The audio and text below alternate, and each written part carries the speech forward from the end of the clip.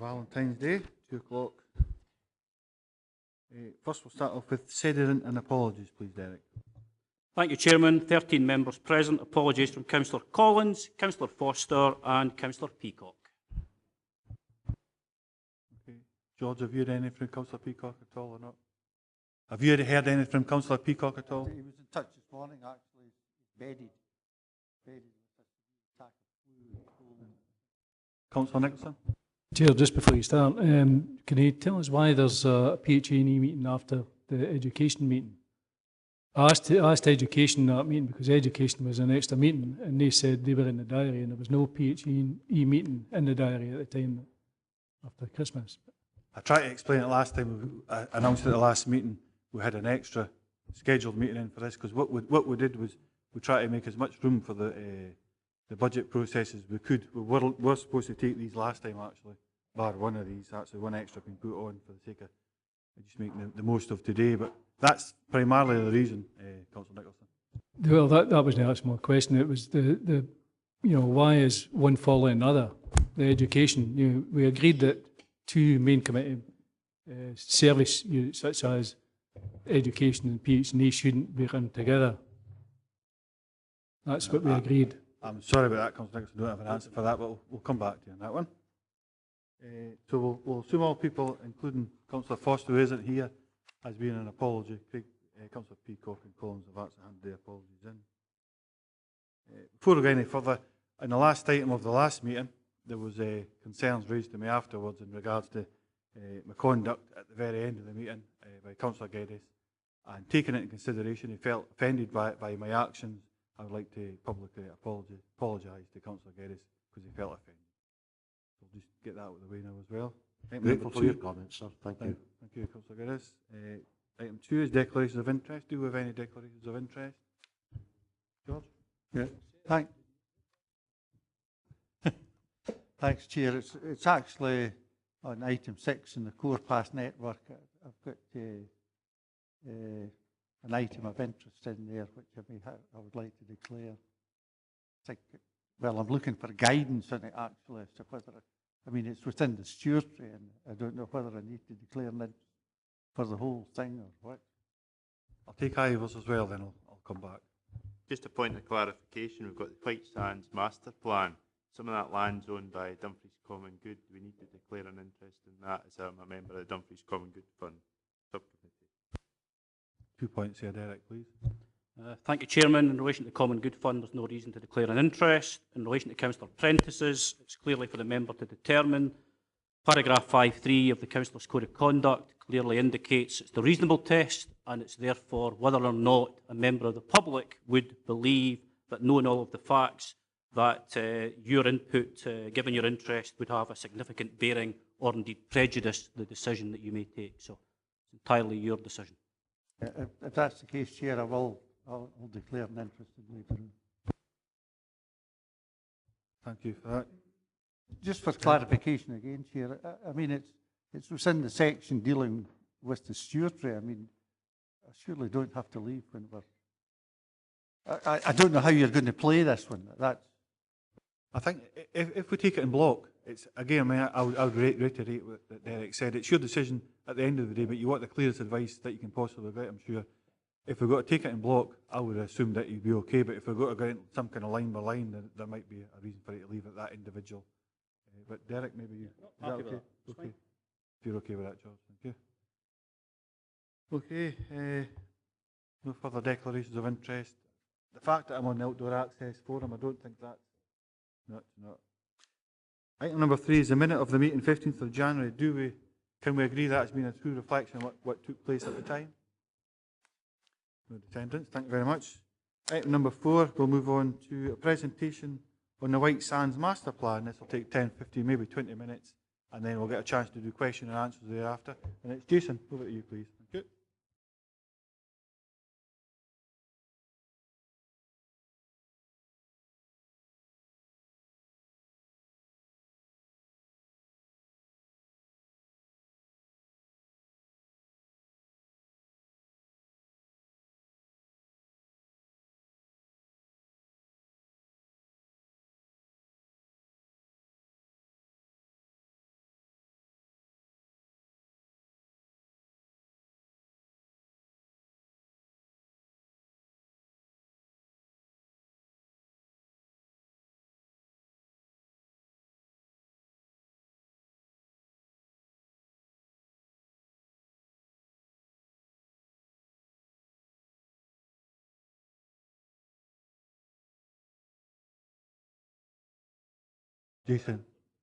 Jason, I think where you're standing there, it isn't recorded, so I wonder if we could have got you down to the mic and got somebody up to just change the slides as you need them. Would that be okay? Just for then for the record, it's being recorded.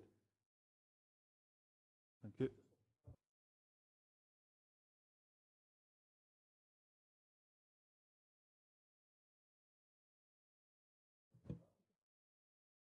How's that? That's it, you've got it, sis. Technology always gets the best of us. So we decided to bring a number of issues together to be tackled within the Whitesands charrette. And a lot of people always ask, what is a charrette? And the idea behind the charrette is that we work through a whole series of issues, both technical and non-technical, in a collaborative way with a whole variety of stakeholders, project partners, officers of the council, members, and we bring everybody together to work forward a proposition for a number of things that we're looking at. So in this case, it was certainly around flood protection issues, but it was also around looking at the wider issues for regeneration in the town, trying to stitch in the work of flood protection around the regeneration of the town centre, the work that we're doing around there, looking at the public realm, looking at the engineering solutions that are required, and trying to build everybody's capacity, not just members of the public, but also interdepartmental officers as well, to address a whole series of issues that we bring forward together, so that we're not putting forward a proposition and we then present something that people then comment on, which invariably gets unravelled over time. So by the end of the charrette process, the idea is that we have a proposition that's been worked up with everybody in collaboration, full consultation, and that we move forward from the end of that process. It started with a 6 months lead in to the charrette. There was quite a lot of preparation and planning, orientating the team from Gillespie's that undertook this work alongside council officers. And preparing everybody for the event so that everybody understood the direction of travel, the issues, the technical and non-technical issues that we were going to be getting to grips with, and that we were engaging with members of the public. That involved walks around the town, and you might think, well, you know, we all know the town, so why would we do that? But it's actually a good learning exercise for everybody. It's an opportunity for the design team to really get it under the skin of local knowledge, properly understand what local people's concerns are, as well as understanding the technical challenges ahead. The charrette itself actually involved a whole variety of different technical analysis, and we were looking at not just flooding and wider regeneration issues, but we're also looking at planning briefings, transportation briefings, looking at heritage issues, weaving those into the flooding issues. And that was done with a whole variety of different people, including our younger generation, who also had an input into the process. Some of the key themes that came out of the exercise, looking obviously at flooding, but looking at parking, as you might imagine. Heritage is a key issue that came out of the charrette, but also looking at other things, at how people perceive how they move around the town and their context within it as a pedestrian and the dominance that traffic plays in and around the town. Looking at the quality of the environment. I think some of these last points of people actually commented on the experience of the charrette, how they enjoyed actually participating and being a part of the technical discussions that they don't ordinarily get anywhere near. And a desire, a very strong desire for continuing community participation in this exercise. The brief that was given to the charrette facilitators was actually quite wide, with the aim of bringing together all of the key strands, looking at heritage, looking at the context of Dumfries as the regional capital and what that actually means, how people actually use the town centre, where do people travel from. Looking at how our retail works and looking at the historic context of Dumfries and looking at how the transportation works around the town. All of these aspects were woven into a whole variety of workshops that were held across the week until we got to the inevitable discussion around flooding, which started then to take all of that context and looking at that, focusing in on the real technical challenges ahead for the regeneration of the Whitesands area. We started to look at it in a fairly practical way. And one of the exercises that you can see here is that we marked the lamppost at the bottom of the Whitesands to show exactly what the flooding means in that area. And this was something that the vast majority of people that took part in the charrette just simply didn't understand. And this actually brought it to life for most people. I think the very sort of visual context of this picture with Kira, one of the Gillespie's team there, stood against the 1 in 25-year event, as opposed to the 1 in 200-year event at the top, brings the flooding issues into sharp focus, and was a key item of discussion through the charrette exercise. But that then led us into looking in a much more positive and proactive way as to how we would tackle the challenges presented by flooding and what the flood protection measures might look like. Leading into the charrette, we'd heard from a wide variety of people that, you know, they felt it was going to look like a big wall, or we'd have a glass screen that would be put up there. That lots of people had different ideas as to what the flood protection would actually look like. But this enabled us to look much more proactively at what that would mean for the public realm. How would we incorporate an engineering solution around adding value to what we have? What we actually turn our back on is one of our key assets, which is the river. So looking at the public realm in an added value way enabled us to sort of focus our attentions of linking the quality of our public realm with some of the work that we've got currently ongoing around the Dock Park and the work which is shortly to start at Burn Statue, linking the high quality areas of public space with the space that has so much potential along the Whitesands. And these kind of green fingers that you see here are kind of a manifestation of the conversations that we had. Allied to that, not just looking at the flood protection, we were also looking to strengthen the town's weaknesses, which primarily are focused around the secondary and tertiary links from the Whitesands back into the high street. Our wines and vennels have been pretty much neglected, I think, over a number of years. And with a focus of attention, we can strengthen those links back to the high streets by focusing on a very high quality public realm within the design for the solution of flood protection measures on the Whitesands area. This brings into focus the work that we did around understanding what level of flood protection we were looking to provide.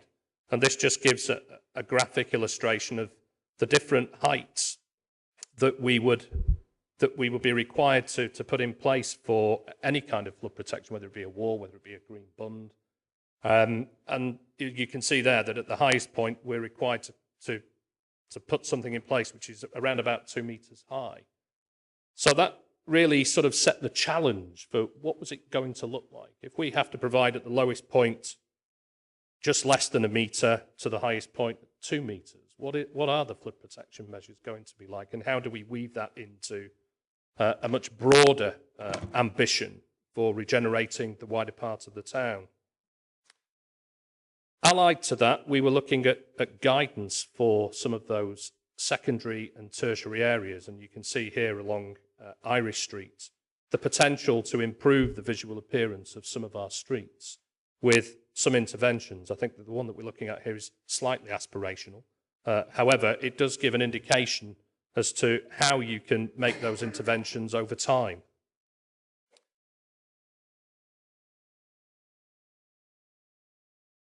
I think this one perhaps is perhaps one of the most simple solutions, just tidying up areas that are considered to be just areas of backland around the town.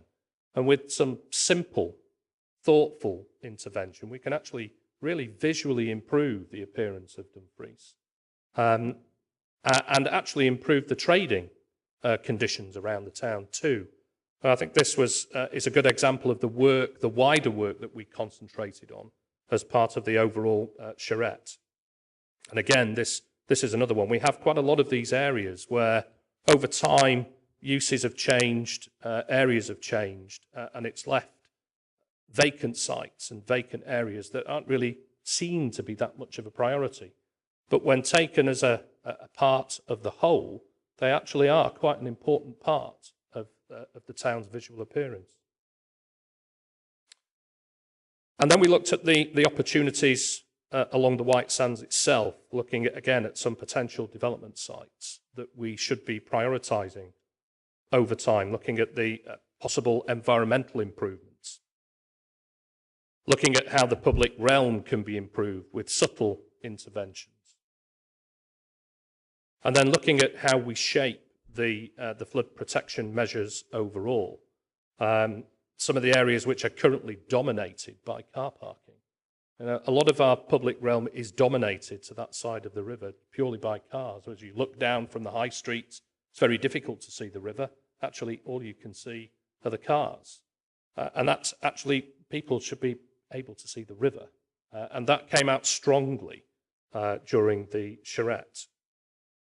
This shows the plan view of how the riverside walkway would be retained as part of the proposals that came forward. We felt, I think the whole group that attended the charrette felt that that was essential to retain the riverside walk so that people have that sort of proximity to the river itself. And these are just a couple of cross sections which show what the bund, the kind of flood protection bund would look like. This is showing a bridge across the sandy bank, which is the highest point that the flood protection measures would have to encounter. So we would bridge across that 17-metre wide opening, which visually you can see from the middle image there, just where you've got the cars. The illustration on the left shows the cars at the bottom of the street.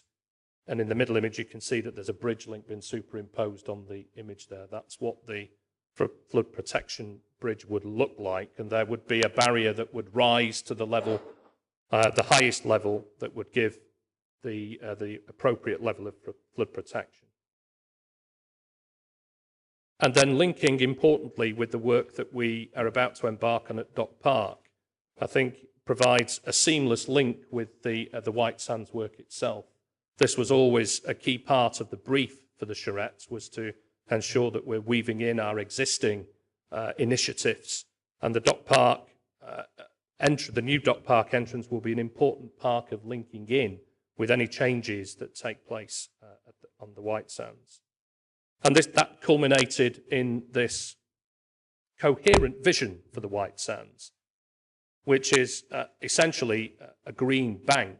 So it softens, it sustains that sort of area of greenery on both sides of the riverbank, provides a very pleasant environment for pedestrians, which is one of the other key aspects that came out of the charrette, is just how many people actually use the Whitesands.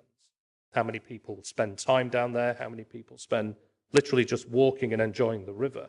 While we were out during the week, there was always somebody down there enjoying the view. And I think this actually provides an opportunity that most regeneration initiatives rely on, which is the generation of people. That's primarily what we're looking to do here. This is going to attract people into the area of the Whitesands.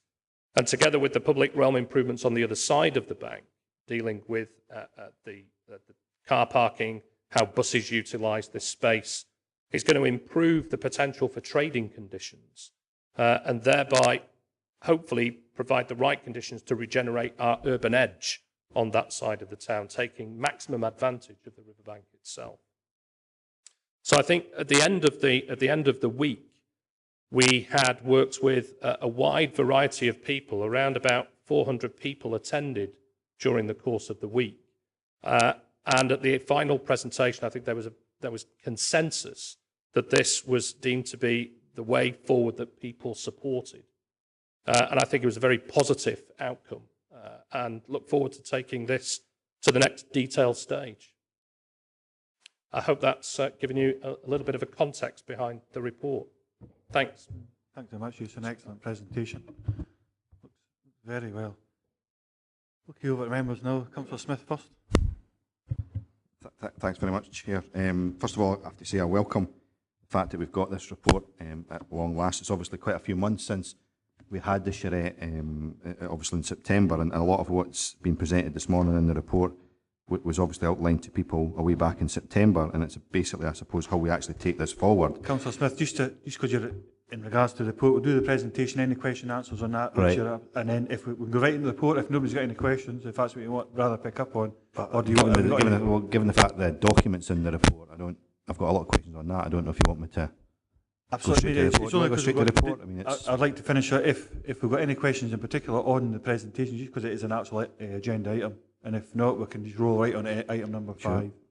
We'll roll right on to item number 5, and we'll over to you, Colin. Right. What did I just say?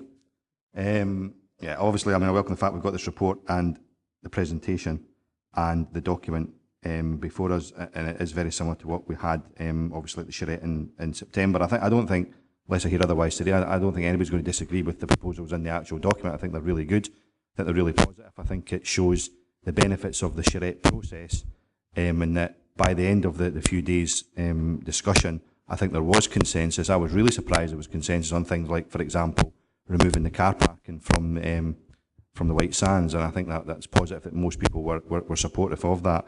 But the big question is really, how do we actually make it happen?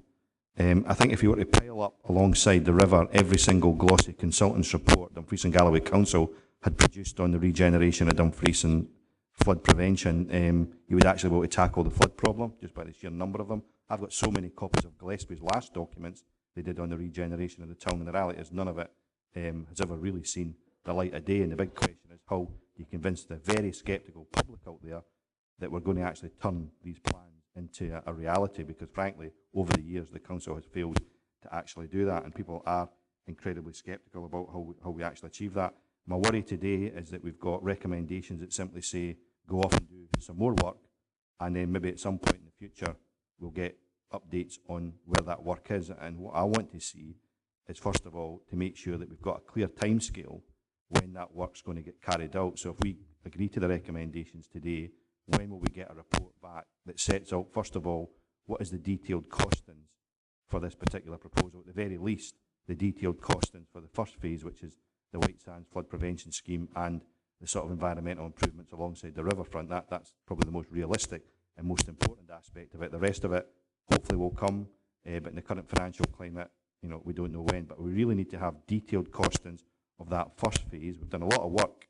In fact, this committee's agreed to hundreds of thousands of pounds worth of fees on design work and engineering work, etc. We really need to actually see detailed costing of the project, and we need to see that sooner rather than later.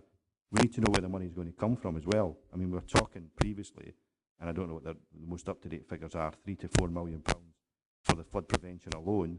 If that is the realistic figure, where exactly is that money going to come from? Because we will be, like every other committee, bidding in, if you like, to the capital investment pot, which gets smaller by the year due to cuts.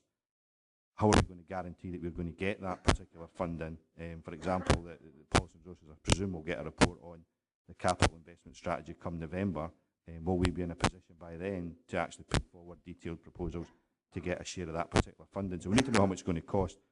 Have we had any discussions with the Scottish Government yet about funding some of these projects? Obviously, previously flood prevention projects, funding was available from the government, up to I think 80 to 85%. That was removed for a while, but I think it might be back in there. So have we had any detailed discussions with the Scottish Government, and what is the likely outcome from those particular discussions? So we need a detailed timescale, and we need detailed costings. And I would, officers can tell me otherwise, but I would like to see that done within 6 months.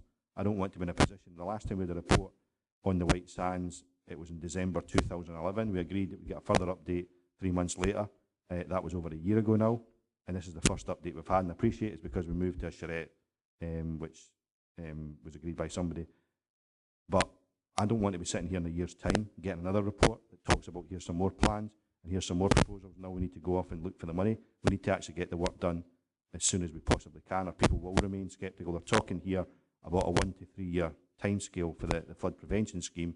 Can somebody tell me today when we anticipate we'll start that work and when we'll actually complete that work? I think we need to have that information, and I think we need to have a report back within 6 months.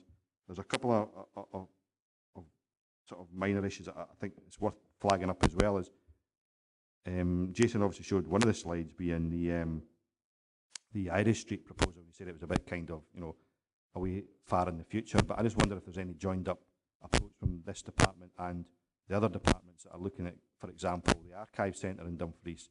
There are 8 sites identified for that. None of them is the Irish Street site, for example. I just wonder whether or not, if we're looking at that as being a key area to regenerate, we own Baker's Oven, that could be a potential site for the Archive Centre. Have we discussed that with other departments as to whether that might be a potential option? Because it seems to me a good town centre site, and one that's been identified in this project has been something that we should actually regenerate it. So I just wonder whether it's worth flagging that up as well. And there's a fantastic picture of the islands in the middle of the River Nith on one of the documents as well. I don't want to go into too much detail on that because we could be here for some time just debating the types of weeds that are there, but this committee has previously agreed to somewhere in the region of £500,000 for environmental improvements, including trying to tidy up those banks in the centre of the river, and we've never really had any feedback. I know there's issues with SEPA, we've never really had any feedback as to what that money was spent on and where we're actually going with that, and I hope as the weeks go on and we're carrying out this work, that will form part of taking it forward as well. But I do think today we have to have a clear timeline when we'll get a report back. We have to be clear that we want detailed costings and where this money is going to come from, and we want to see detailed times as to when this is actually going to go from being a plan into actual action. Very much same mind, but I'll pass that across to you and Angie. If you want to pick up on them, please, points.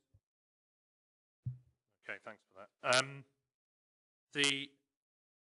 The next phase really starts from today, which is to take the sketch design that came forward from the charrette into the detail stage.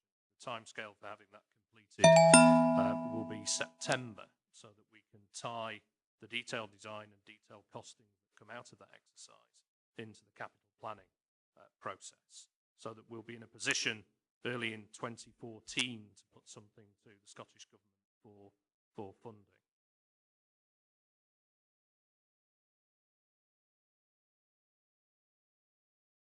I've taken a very careful note of that, and I'm sure it's minuted. But I think that's positive. But in terms of where we'll be in terms of putting this into the capital programme, what Jason, do you envisage actually going into the capital programme? Are you talking about just the Whitesands flood prevention and that sort of green strip along there, or are you talking about anything wider at this point? Well, the whole strategy hinges around the flood protection measures, but the master plan itself will be looking to identify further projects, as illustrated really right the way through the master plan itself.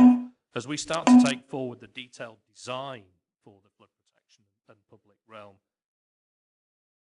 I envisage that a number of projects may well fall out of that at the same time. So as that happens and we start, the detail of this starts to emerge, then there may well be other projects that we put forward into the capital planning programme as well. The debate. So in terms of the projects take forward, what consultation do you envisage happening between now and September in terms of what those particular projects are? Because the beauty is that the charrette shows a lot of projects and everybody that comes away will be happy. But if you're actually going to start taking projects out, which is understandable given the financial restraints, how are you going to continue to consult people up until you bring forward a sort of detailed proposal in September? I think consultation is something that's important. I think charrette worked well. I don't think Burn Statue issue has worked as well because there hasn't been as much consultation, and in fact this committee has never ever agreed the final designs for that particular project. But I think the charrette has worked well so far with Whitesands because it has taken people with us. So what consultation and discussions will you have between now and September that if you are removing projects, it's not going to end up with a bit of a backlash? I fully intend to continue to use the charrette methodology with regard to the consultation process. Clearly, that we are going to have to sort of take the detailed design of the flood protection and work that up. But there are other elements to this that will need to continue to be consulted upon. I think one of the reasons that I felt the charrette was a good idea is that it brings a lot of people together to discuss a lot of complex issues, but it enables the community to participate in technical debate and discussion that enables them to understand far better what the challenges are. And I think that was one of the big positives to come out of the September event. And what I'm hoping to do is to take that methodology right the way through the detailed design process so that we bring everybody with us and that we don't start to backtrack or people fragment in the different views. The idea is that we will drive forward a consensus solution for the Whitesands.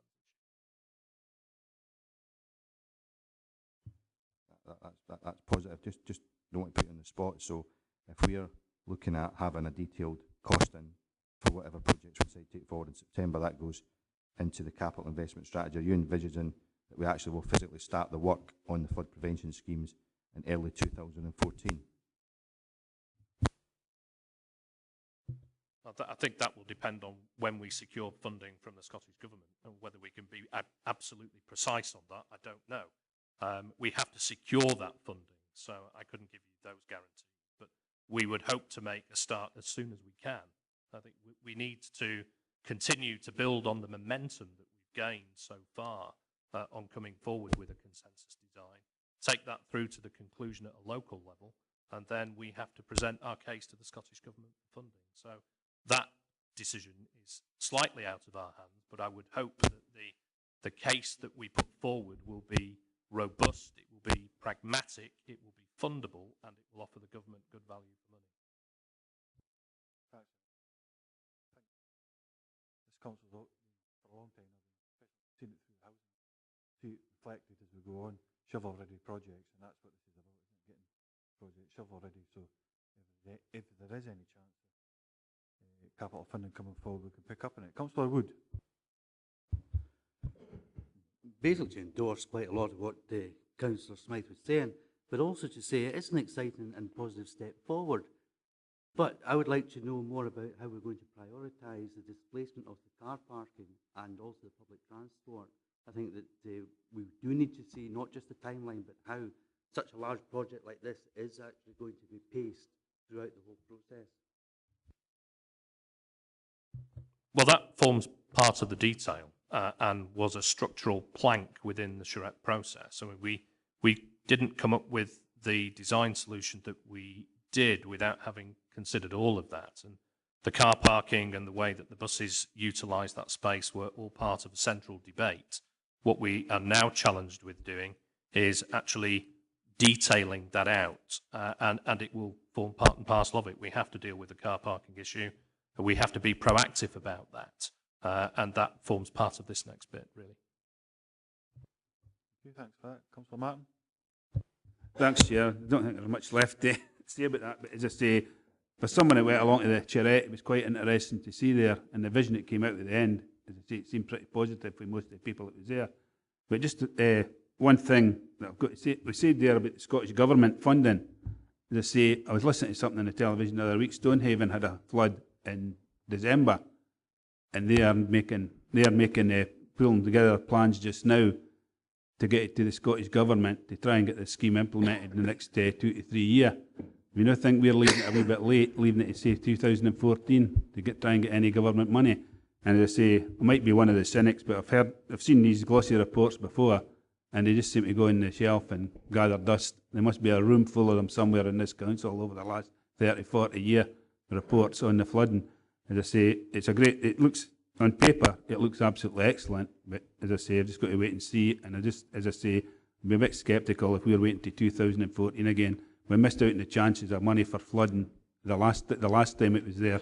And as I say, I just hope we're not going to miss it again, like we wait until 2014 before we start talks with the Scottish Government.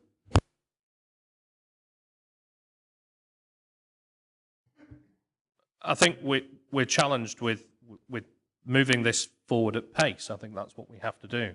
I think we also have to demonstrate that the design solution that we have is ultimately very fundable. We're not coming up with something which is a hugely complex design solution for flood protection at the Whitesands. I think we're coming up with something which is reasonably pragmatic and adds quite a lot of value for money. In that context, I think if we put that before Scottish Government, it demonstrates wider value for money whilst dealing with flood protection. So in that sense, if we are going to be in competition with other local authorities that are bidding in the same pot, I think we stand a more than evens chance against that. If we're offering good value for money, that will be attractive to the government. Alistair, can I just ask you to make a comment in regards to a meeting that you had? I attended the opening of a strategic timber transport route on the 6th of February with Paul Wheelhouse, the Minister for Environment and Climate Change. And I took the opportunity to discuss these proposals with him and gave him the various pieces of information that came out of the charrette. I've also undertaken to write to him following this committee, following approval of the report by members. So the Minister is aware of where we're going, and we will continue to keep in contact with the Scottish Government as we take the process forward. Okay, thanks for that. Councillor Geddes? Thanks very much, Chairman. As far as I'm concerned, the presentation that we've had today has been little short of superb. I think really, and if you take that, with the actual master plan report itself, it does chart out the way forward. And I find it particularly helpful to hear Jason's response to Councillor Smith's question about the charrette process will continue in operation. But can I get a wee bit of clarification on that, sir? Because I would like to think that in addition to the charrette process continuing in operation, that the elected members of this authority, be it this committee, PNR, or whoever, will have a role, an ongoing role and locus to play in the process as well. Because what I would like to see at the appropriate time, in fact, is that when the further consultation is done via the charrette model, that information is brought back to this committee, spelling out clearly and unequivocally what, in fact, the views of the local populace are, to allow us, as it were, to ratify these decisions and to take the decisions forward. I also think that time is of the essence. I appreciate that there may be resource implications, bearing in mind that we're not exactly overstaffed in that particular section of PHES department. And I think that if necessary and appropriate, we should be giving consideration to addressing any resource bottlenecks that crop up as part of this process, Chairman. Because this is the regional capital. This issue has been outstanding for far too long. We've now got the opportunity to address it in a meaningful fashion. And as far as I'm concerned, we should be taking every possible action to ensure that that's the case. Very welcome, those comments. You want to make these comments, Jason? Yeah, I would like to give the assurance that we will be bringing the reports back to committee at the appropriate times. But certainly, the whole ethos of the charrette process is to make sure that we have maximum engagement with everybody, elected members included. So that will continue as we move forward with the methodology. Councillor Nicholson? Thank you. I think Councillor Geddes makes a very valid point about councillor involvement in this. I can just take an example being the Burn statue, where the designs there and no councillor here agreed to that.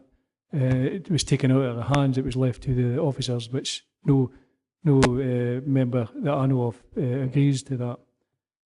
Dealing with so it is important it comes back to this committee. It comes back to councillors.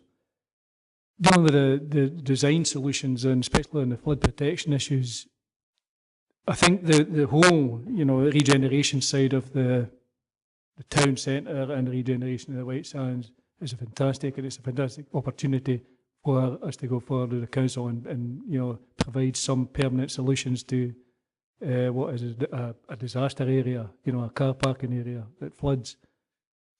The thing I'm worried about as well is that design solution, is it an ongoing, won't be, for example, in the flood prevention issues, it will protect the Whitesands, but what about the other area, the opposite side of the bank, which is an equally important area, a park area, people use that area, but will that exacerbate the flooding that's already, in that area? So I think it is important you look at both sides of the myth, not just one side, when you're looking for solutions.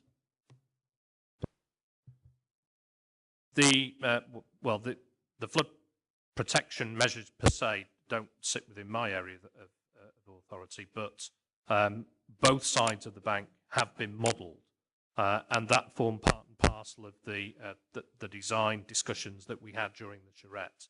So the solutions that or the proposition that we developed during the charrette took into account anything that may have happened on the opposite side of the bank. So if we were to build the flood protection measures as designed within the master plan, there would be no impact on the opposite side of the bank. Okay, thanks for that, Jason. Leader? Water's a great thing. Men think they can harness it, and I don't think they can. Nature's cleverer than man. How are we going to make sure that this isn't going to affect other places? If you're raising the wall, you're pushing the water this way, so it will go up. The last time, I think it was a 1 in 33 year flood. We're building for a 1 in 25 year. Is that actually going to gain favour with, if we go to the Scottish Executive? Because they've got to say, well, the last flood you had will be over the top of what you're building. And it's other areas further down. We had the last flood showed that 1 in 30 flooded the Dock Park area, some of the businesses here. If we're not going all the way down, how are we going to guarantee that we're not going to actually flood other places that haven't flooded in the past? Okay, thanks. I could just respond to some of those questions. I think in terms of the issue, just to build on what Jason was saying about the impacts on other areas where we protect the Whitesands and we take some of the storage out of the floodplain, because effectively that's what we're looking at. We're looking at an area of floodplain that floods frequently. So we take some of that storage out with the solution. We have modelled through the work the impacts on other parts of the river up and downstream, and it's negligible. It's marginal difference. And in effect, what we're doing is we're taking the storage, it's maybe a couple of feet for the kind of frequent flooding in the car park area. It's a low volume compared to the volume of water that's coming down the river under flood conditions, and particularly as you get to the less frequent and higher flood events, it's a marginal difference. So taking that storage out has a marginal difference. We have modelled that at various sections downstream of the river. In terms of not protecting, it's where you stop, or where you can draw the line for the scheme. And I think in terms of we're protecting the most kind of vulnerable area in terms of frequent flooding, and I think that's very much been the kind of ethos for this particular project. It's moved more to dealing with not the 1 in 200 period, not the major flooding, because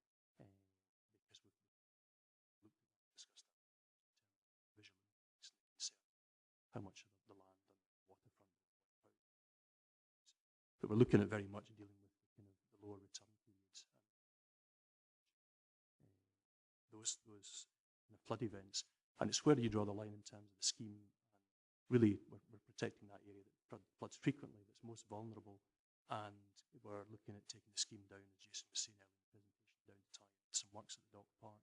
So yes, there will still be flooding downstream of the river, but to a certain extent, we're looking at the kind of economic return. We have to demonstrate the benefits, particularly with funding, that the scheme costs and the maintenance costs over a period of time actually stack up against the fact that we're taking costs away by kind of frequent flooding and damage that's associated with that.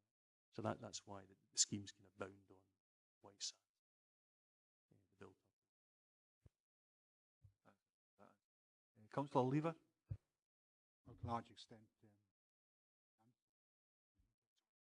would say agreed with we weren't going to displace it upstream as well as downstream Kirkton. Severe damage to some of the properties of Kirkton.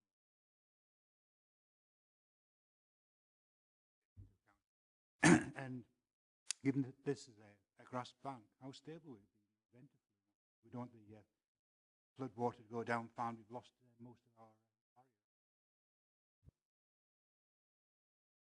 In terms of the design for what is very much, it looks very much like a kind of public realm project and scheme, but it's obviously very much driven by the fact to retain the water up to the 1 in 20 event around that kind of level. And we will ensure that the design is robust. It wouldn't just, the topsoil, it's grass or seeded that could wash out. So we will be looking at possibly something, some sort of foundations, possibly some sort of treatment to the grass bank so that we cope with any sort of potential scour. Thanks very much for that. I've no other hands up, so we can move to recommendations. And as far as just the one thing that it was, are you looking to come back with a report in September, or are you looking to come back? Is it a report come back in September, or was it you will be through the charrette process and ready to write a report in September? Just for clarity on that. Look to complete the design and then bring it back. September. So I think it's probably appropriate that we do pick up on that somewhere in the recommendations, that we seek the report to come back undertaking that. Okay, so well, 2.1 is to note the outcomes of the charrette process as detailed in the Whitesands Masterplan report. Councillor Geddes? Chairman, please, I'm not nitpicking, but can I suggest that we put in the words "and approve"? Note and approve. That to me would give it a much more positive slant by this committee and what thus far has been a very good process. Absolutely happy with that, and nobody descending. Definitely do. I mean, pick up at this point, should definitely put forward our appreciation. A lot of work went into this from both Jason, you and his team and so on and so forth, and everybody else, external contractors as well. And the public's absolutely right by being the most important by a long way. So, note and approve 2.1. Okay. 2.2 is agree to the content of the Whitesands Masterplan report as detailed as the appendix, and the action plan timescales contained to deliver the Masterplan report. 2.3 is agree the Whitesands regeneration as key project and recommend it for future consideration in the council's capital planning strategy. Get it? Well, can I suggest that we give consideration to putting in there, the projected timescales that have been agreed today, with a view to sort of underpinning this process. Okay, with a future report to come back September 2013. Is that via an ongoing charrette process, sir, perhaps, yep. Words like that as well, and if need be in the intervening period, if we need to bring staging reports back to this committee, that's exactly what we should be doing. Okay, I'll just ask Derek to be picked up on that. Yep. Thank you, Chairman. I think the position in recommendation 2.3 is to add in that a future report in September to this committee will outline the timescales and costings for the phase 1 proposals, acknowledging the role of the charrette process and indeed the work of the role of this committee in advancing the Whitesands. Perfect. 2.4 is to agree to progress the flood protection measures, public realm improvements and access car parking arrangements as outlined in section 4.3 of the report. The detailed design. Funding stage. Councillor Nicholson? Yeah, and also note that the flood protection measures will have a very minimal impact in any other area. I think we've noted it. We could note the fact that that's what we've been instructed today, that it's been built into the model. I think Stephen said in particular it's been modelled. The upstream and downstream effect that'll have on flood defence. I don't know if you want to comment on that, Stephen, but I think that was the gist of what you were saying. Yep. So, are you wanting it noted explicitly within the recommendations, and in what format then? Just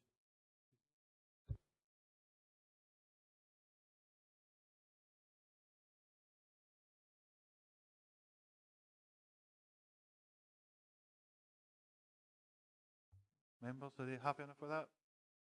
Thanks very much. We've noted that. Derek's got that. Thanks very much. Thanks very much for the presentation and the questions with regards to the report. I should have picked up earlier to say that the numbers contained within the report, the agenda's right at the beginning, but the numbers within the report are slightly askew. The other thing I should have picked up on as well, we had a meeting under item number 9. We had a meeting on Monday with regards to that. The chair, vice chair are both DG First Plan House and Environment Services and the 2 directors.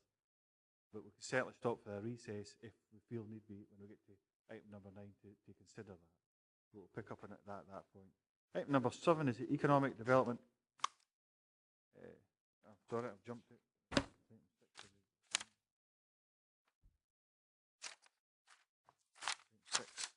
Item 6, sorry. Get mixed up with these numbers. The Town Centre Profit Investment Programme. Ewan? well, do you have any questions, anything to add to the report? Sorry. No, Chair, nothing to add to the report at this time. Thanks very much. Councillor Dempster. Thanks, Chair. I want to focus on the derelict property and sites action. I'm disappointed that we don't seem to have the derelict property strategy here. I thought we were being given a document that would give us a flow chart on how to deal with derelict properties throughout the region, whereby an approach could be made, a measured approach, and we would follow that mechanism through to a conclusion. And if you look at, and I wouldn't want to discuss this any further than just mention the past, and if you look at West East Hame, we've managed in certain circumstances to deal with properties that were causing difficulty in this region, and we're taking positive action. And I think that's good news. But to talk to derelict properties and the site action I want to talk about now, if you look at page 114, the first line up the very top of the page, these towns have been targeted following member and community representations. I'm absolutely sick of raising the issue about Sanker Primary School. The culpability of this council and former members for the state it's in, and the current state it's in. And I brought some images that I want to pass to the chairman eventually and Mr. Speedy to show him what blight this is on the Sanker landscape. And I'm deeply disturbed that this is not mentioned in the report. However, what I would ask members to do is to change the word Kirkconnell to Upper Nithsdale to allow us to have members and staff deal with this issue. It's vitally important that we deal with this. It's the council's, or it was the council's property. We've now discharged it to a private individual who has partially demolished it and left it in an absolute disgraceful state, and now we can't get anything done with it. And I did get an assurance from members in the past that if this failed, we would take that back into public ownership and deal with it. And I maybe don't want to pursue that particular line today, but I would hope that members would agree to include Sanker in this policy document and change the word Kirkconnell to Upper Nithsdale. And I don't want to belittle the issue about the property in Kirkconnell. It has major implications for the community. It sits in a beautiful terrace row, a residential area, next to a miners' memorial. So it's not about taking away from that. It's to include this to make sure this is dealt with an early opportunity, because the way it is an absolute disgrace, and I would hope members would support that. Thanks for that, Councillor Dempster. We'll pick up on that when we get to recommendations then. Any answers at the moment for any of the questions that Councillor Dempster had? Any points you'd like to pick up on? Very happy if committee want us to look at another building. I think it's not an issue. The issue will be the resource. We have to do anything with it. But in terms of assessing something, there's no concern there. Okay, thanks very much. Is it on the same point? Because I've got your name down here. Yep. Councillor Carson. Thank you, Chair. It's on the shopfront improvement, excuse me, improvement initiative. I've looked at the form and the flow chart, and I've maybe missed it, but there's no mention of whether shops belonging to national chains or charity shops are eligible to apply for this money. I know certainly at my time on the Dumfries and Galloway Chamber of Commerce, there was issues raised about whether external or businesses not based in Dumfries and Galloway, national headquarters or so on, or chains should actually access this money, or whether there was other ways the council could force them to tidy up their properties. I think very definitely this would be targeted at independent traders, and single and smaller property owners, not multinationals for certain. Although there may be issues in particular cases that we want to look at, but certainly I think the nature of some of the more rural towns, smaller towns we want to focus on, there wouldn't tend to be a whole host of multinationals anyway. So certainly the focus will be on independent traders. Thank you. I'll come back. Yeah, so will there be any, you know, you've got guidelines or whatever, will that be included in the guidelines? Because certainly I would be reluctant to give funding to Oxfam or blah, blah, blah, whoever, to do up their shop fronts, even though they may be done as individuals actually with, what's the word?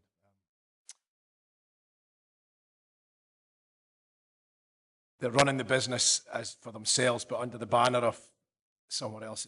Will there be anything in the guidelines? Franchise, that's what, thank you. I think there's two things here. One, through the marketing and how we target where we go with this. We'll be focused on small business. That's the principle. We haven't built it into any guidelines because there may indeed be individual cases that we want to discuss, but I think that would be part of the application process. And in the flowchart, it talks about the stages we'll go through to assess and validate. And it's at that point where we would easily be able to rule something in or out. In that respect. Okay, thanks for that. Councillor Gaides. Thanks very much, Chairman. Several points, if I may, with your leave. Before that, though, let me say for the record that I agree entirely with Jim Dempster's submissions, and at the appropriate time, I'll have no hesitation supporting what he suggested. We go back. That's one side of the equation. Other side, without sounding smug or complacent, Chairman, is by and large it's been dealt with, Jim, and you know exactly the property I'm referring to. That the first points are paragraph 3.2.4. I've got a wee bit concerns about this, Chairman, because I wonder if this is entirely equitable, because it seems to me that we're putting 8 expressions of interest into the pole position before, in fact, we open it to the wider, in the wider scheme of things, and there might be other people there. Hopefully there will be other people there who will be extremely interested in this. And my worry is that at some time in the future they might turn around and say, well, okay, the money ran out before we're able to consider our particular application, and you took 8 applications and you put them, you dealt with them differently from the wider nature of the scheme. So I'll flag it up. A bit uneasy about it. The other issue, sir, is paragraph 4.1.2.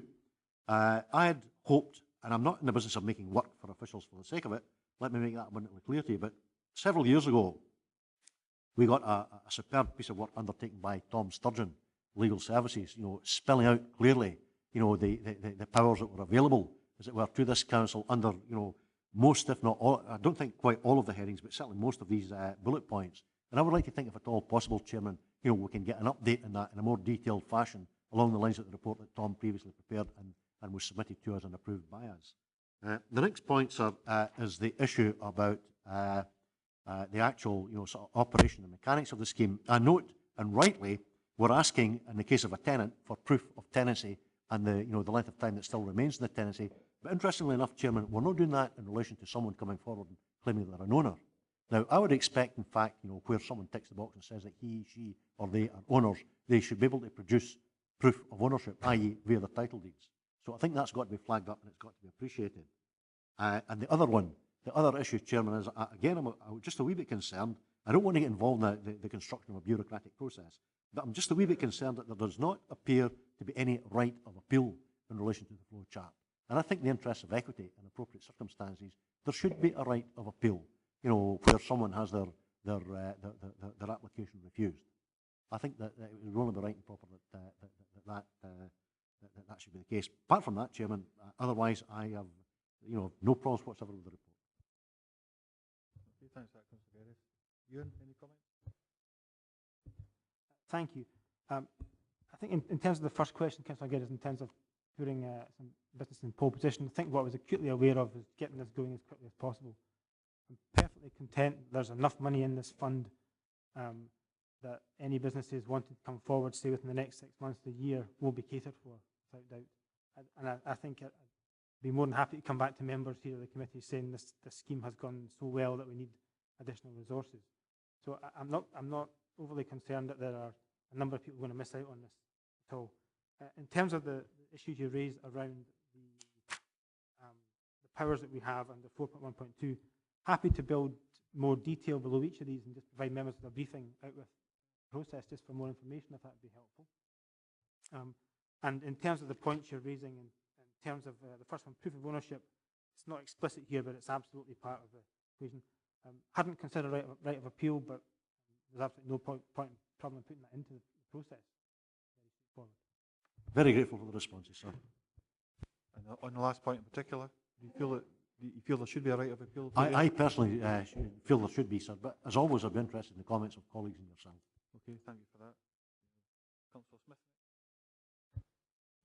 I think in the back of Councillor Carson's point, that it would have been helpful today to actually have the document that shows you the criteria as well as the flow chart. Then we could have actually seen what you're assessing it. Presumably, there's an assessment document, so when people put an application in, you've got criteria there that you judge that on, and it would have been quite helpful today to actually see that document, and then I think it would probably answer some of the questions in relation to the shopfront scheme. I have to say though that the derelict property thing, that this isn't anything like anticipated the report would be on this particular strategy. I actually thought we would get a report that set out exactly what our derelict property strategy was. What we seem to have is, here's 3 properties, we're going to try and get them fixed, as opposed to, this is a document that says, this is the procedures we're going to, and it comes back to the point that Alistair made about Tom Sturgeon's work a wee while ago, saying this is the types of things that we can actually do. I thought we were actually going to have a sort of policy document that said, this is what we will do, step 1, step 2, step 3, and this is how we'll actually implement it, and this is where part of the resource we're probably going to go towards, because actually one of the issues that I get raised is that it's not as much physical buildings that are frankly totally beyond repair. It's actually maybe a building that's beginning to fall into a state of disrepair. It's flagged up to the department. There's not a lot of resources there in terms of taking action against owners, pursuing them, even sending letters out seems to take a long time. There was a property recently flagged up by Lorburn Community Council in which all it took was a letter from the department to the owner, and that work was carried out really quickly.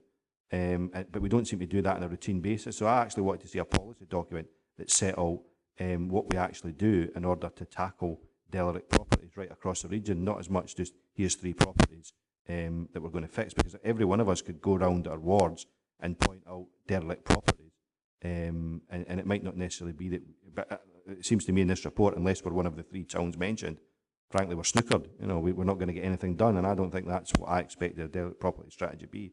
I thought it was going to be about, this is what we can do right across the region, and sometimes it won't take a lot of money.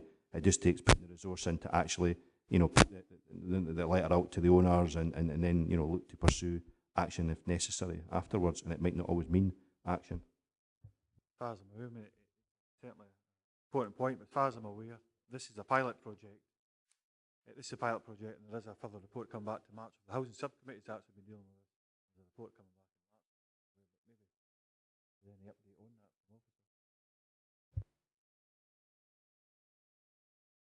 From my recollection, it was a request for an update in the Tom Sturgeon report, and also an assurance that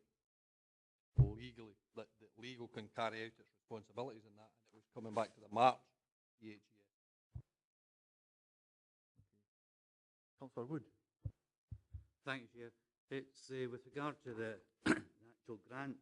If a successful applicant goes forward and gets 50%, that means they'll get their 5,000 maximum grant. But then if you look at 3.2.2, there are 3 or 4 cost implications that might be coming in that, and I just seek clarification. Will we be charging applicants if they're offered practical assistance to prepare a schedule of work? Will we be charging the applicant if they're offered advice on how to apply? And will we be charging the applicant with design guidance? No charges for that at all. That's part of the service we provide, and partly what it's just to do is to help the applicants and make the process as easy as possible by drawing on other resources from the council within our own teams to, in effect, get them to the point of we have a proper application. I think this what we actually aim for here is to have no rejections, to work with an applicant to make sure every single one can go forward.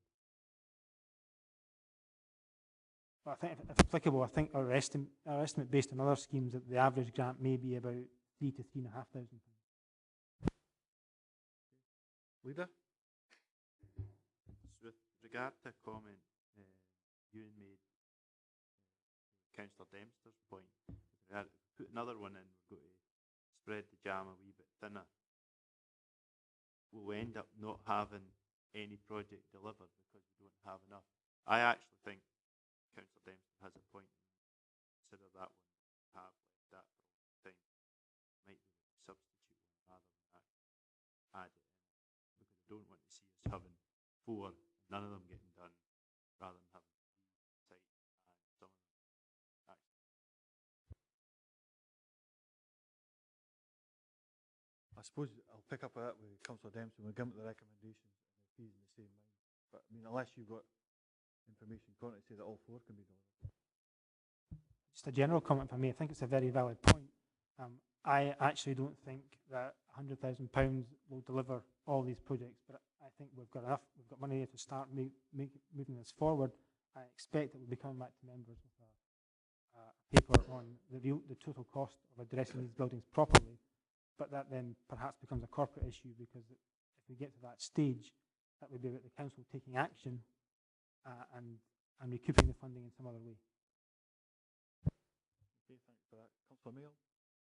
Thanks, Chair. It's back to 3.2.4 in the shop improvement scheme. I've heard what's been said, but I still have quite serious concerns, because when this was sort of initially launched last year and some community councils were talked to about it, there were one or two shops came forward and asked about it. I inquired and I was told they would have to wait until the fund was launched. Now what we're hearing here is we've got 8 somehow that have got into a scheme, and I believe as soon as that starts, even though we're going to have a formal launch in April, there will be a lot more applications before we get to April. We might find that by the time we have our launch, that the scheme will be full. So I've really got serious concerns about how this whole thing's going to pan out. So fully agree with it and fully support what's happening, but the 8 starting will trigger the thing right across the region for all others, and I think there'll be an awful lot more applications before the 13th of April, which really could, I think, muck things up, and I would like to see all this launched immediately now. I think, well, it needs to be bottomed out, that actual point in particular. So if you could, you might an expression of interest, but hasn't been a formal application. Well, I think what I'm very aware of is bringing this scheme forward as quickly as possible for members. We have 8 expressions of interest, historic ones from the last 6 months, that we feel we can go right away with and start moving on and get it moving quickly. That first month will allow us to even test the application form and test how these businesses find the process. But notwithstanding that, if there are a whole number of other businesses come forward, we'll deal with that. And be delighted to have a flow coming forward. And if we got to the point of not having to do a formal launch in April, fantastic. But my experience of the FASB scheme through this committee is that it is often slow burn at the start and will need some specific marketing to make people aware of it. But whilst we're saying 8, if there are other expressions of interest coming forward, we'll absolutely deal with them at the same time. I think if you go back to the figures in particular, 5k is a maximum, but you're saying it's an average of 3.5. That's at least 100 projects across Dumfries and Galloway, at least probably slightly more than average. Chair, what I was getting at was that I was specifically told people would have to wait for the launch. I've had expressions of interest since just after this time last year, but what the message was, wait until it's launched. Now 8 have got through somehow without waiting for the launch, and that's the bit I don't understand. There's been 2 or 3 different messages getting sent out.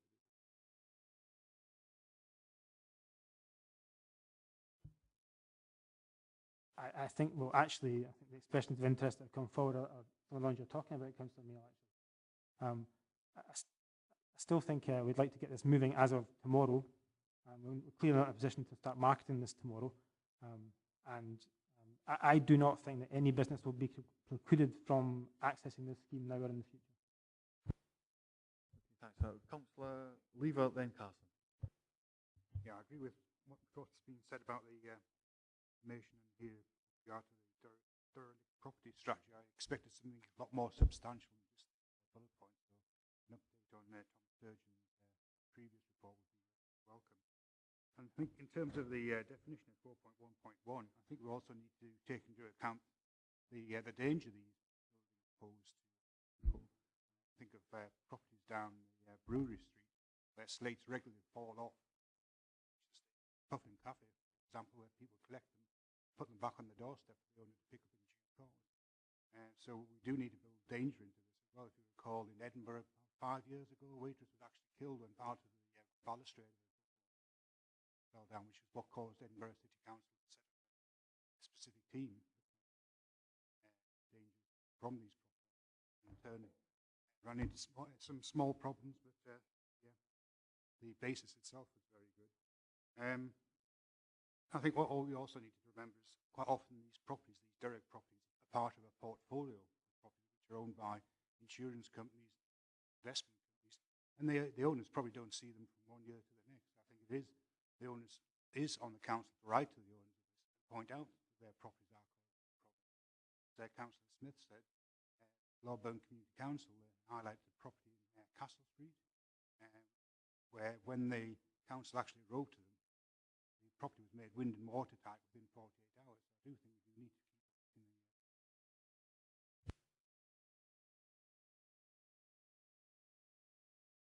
if you get any points, I mean, I think I would agree entirely with what you're saying, Councillor, dangerous. Could quite rightly so be put into the 4.1.1, the text in there, if everybody's okay with that. Any other points that you felt you should answer than that?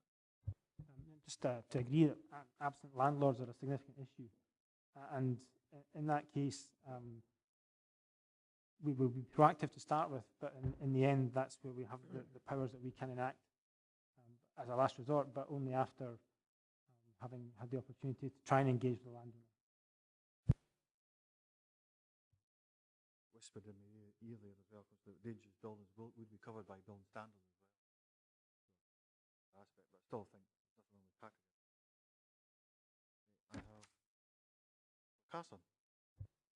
Just very brief. I think it's really important we get this scheme running as quickly as possible. And with regards to the recommendations 2.3, I think it's equally important that the officers are proactive as possible in this process, and that is maybe meeting with community councils or actually identifying properties that they feel would play a pivotal role in getting this up and running.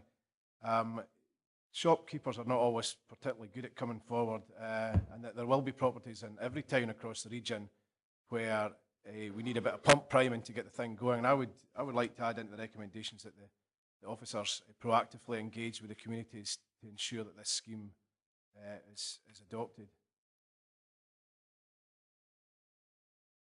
Is that in relation to the derelict property? No, sorry, the shopfront scheme. I see there's two different things, but with regards to the shopfronts, I think the officers have got to play a proactive role, because we don't want to just sit back and wait for people to come forward. Where there are properties that, if they were improved, it would have a positive impact on the shopping experience of whatever other times.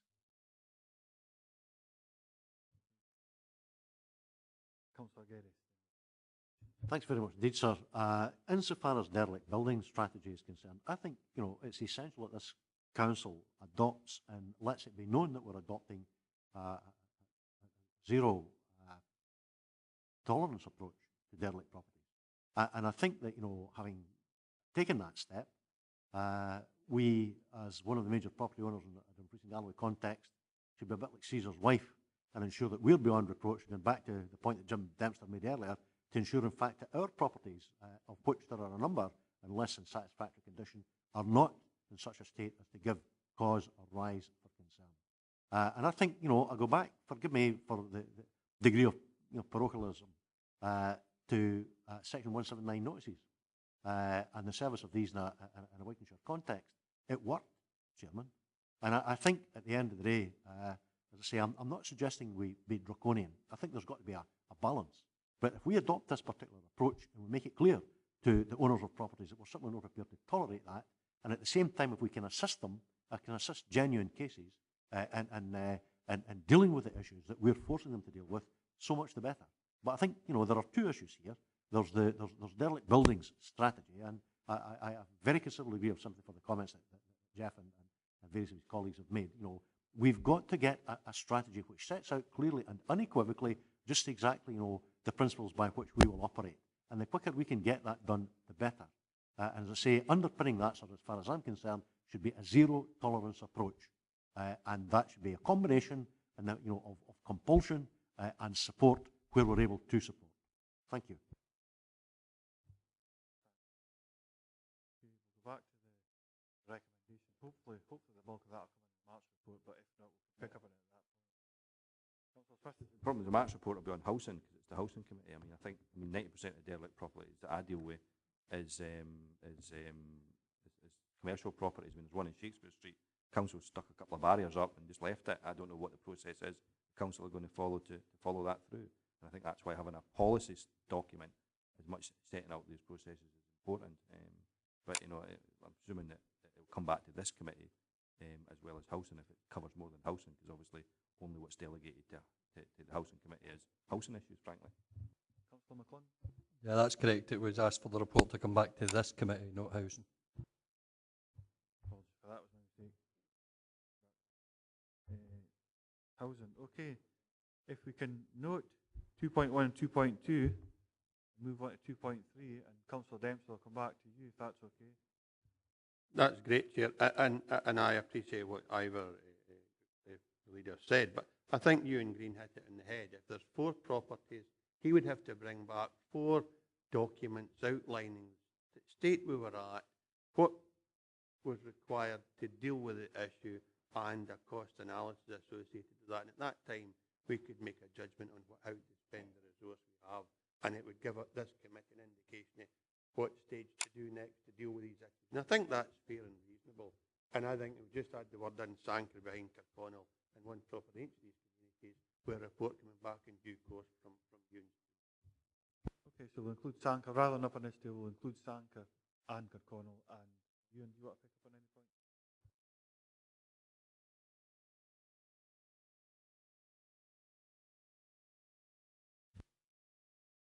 Pilot projects we're talking about here, we've got 3 in it. There's potentially, I mean, I think that it's been argued by both Councillor Dempster, Hislop and others that have also put the point across. So we can either Kirkconnell, Sanker, move it to up on this deal, but with a report to come back. And that's the point I'd like you to. Do we need a report to come back on it? That's what you're asking for, Councillor Dempster, I think? No, Chair, what I'm saying is Ewan would assess the old primary school, what it would cost to take it back into council ownership, what it would cost to make it into a situation where it was no longer dangerous, no longer embraced with Harris fencing, and an absolute disgrace and a blight in the community. The Kirkconnell property I know well. You would get a report back on what would be required to remove that property and to make safe the site. And the Stranraer and Lockerbie properties, you would get a report as well. And then that would be how much it would be collectively and how much each individual project would cost. That's how I see Ewan's proposal being teased out. I mean, I'd read it in a different manner, but Ewan, if you could just update us on what you thought, how we take it forward. Was it via report or just my understanding? I thought, Councillor Dempster, that it would be delegated to the officers and they would undertake the work as necessary. Well, I'd be happy with that, Chair. Far happier with that. Just have the 4 properties in, officers deal with it and tell us how they're fixed. That would be great. Okay, that's. If we can agree with that, then we've got the 4 properties. Well, we've actually got Stranraer, Lockerbie, Connell, and Sanker. We've got the 4 different areas. Thank you very much for that. Can I just thank the committee for their indulgence and their support, Chair? You're very welcome. It's well argued. Item number 7, Economic Development, the Dumfries and Galloway Core Path Plan 2013. I think this is for, is it Simon leading in this? Yep. I really do hesitate to raise it, and again, I would crave your indulgence. We really didn't come to a decision about whether or not we should do any right of appeal in relation to the shopfront application scheme. It was definitely taken on board. We can minute that, without moving back, we can minute that right of appeal. I think you said you could actually build that in without too much complication, was that right? Yes, but I'd hope we don't get to that stage because we'll be proactively working through applications with the applicant. Just as a point of process, that people have the right of appeal, it's only equitable. Exactly so, sir, and there's always, regrettably, there's always, Chairman, the exception that proves the rule. Okay, thanks for that. So we'll build that in, not in the recommendations, but we'll build it in the minute it's being recorded. Okay, thanks very much. Item number 7, which is, again, I say the Economic Development, Dumfries and Galloway Core Plans, Core Path Plan, 2013. Do you have anything to add to this report? Nothing to add, Chair, at this time. Open up to members.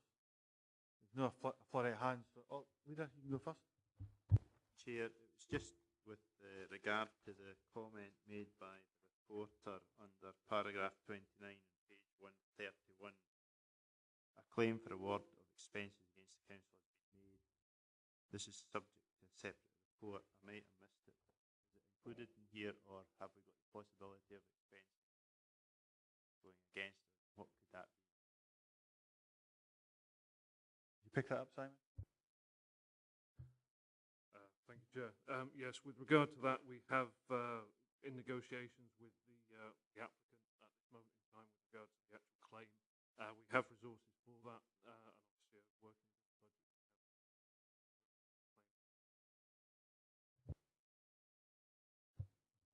No flurry of hands. Well, 6 years on the plan on this, I think.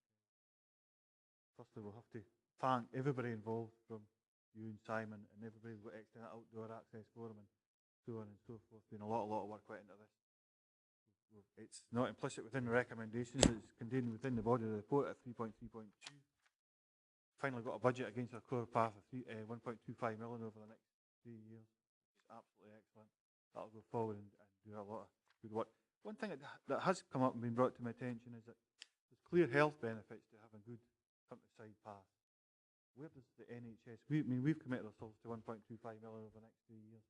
Where does the NHS play their part in regards to, might be something political going on here, but just have to ask the question, I'll maybe come back to a political point of view.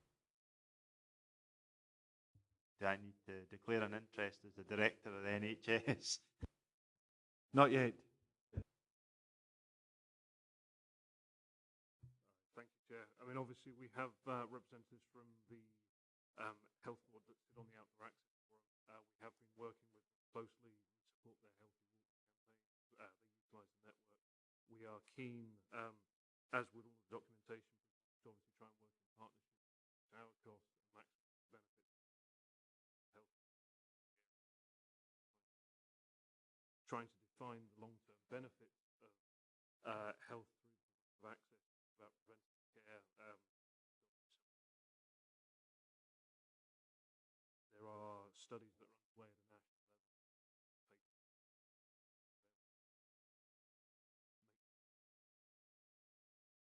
Okay, thanks so much for that. It was put to me, so I'll put it to the committee that should be right as a committee to do the chair of the Community Health and Social Care Partnership Board to raise it in that format, because that is obviously the one place we have got an influence over potential budgets. Leader? It may be worthwhile writing to the Director of Public Health. I know a lot of the stuff he does is health, preventative work rather than actually curing. Public health has improved, so it might be worthwhile writing. That's Dr. Thanks very much for that, Leader. I think a much better answer to the question that was posed. I don't think for a minute, because we've not got many hands up, there's not got to be a large discussion on this item. It just may nobody realise what gratitude we've got as a committee for all the work that's actually went into the 6 hard years. One small thing, the local development plan, before we finish, because there's no other hands up, the local development plan has a 5-year review process. Is this in perpetuity now? How often do we review it? One small point of process and we'll go to recommendation. Thank you, Chair. The review of the core path plan is meant roughly every 5 years.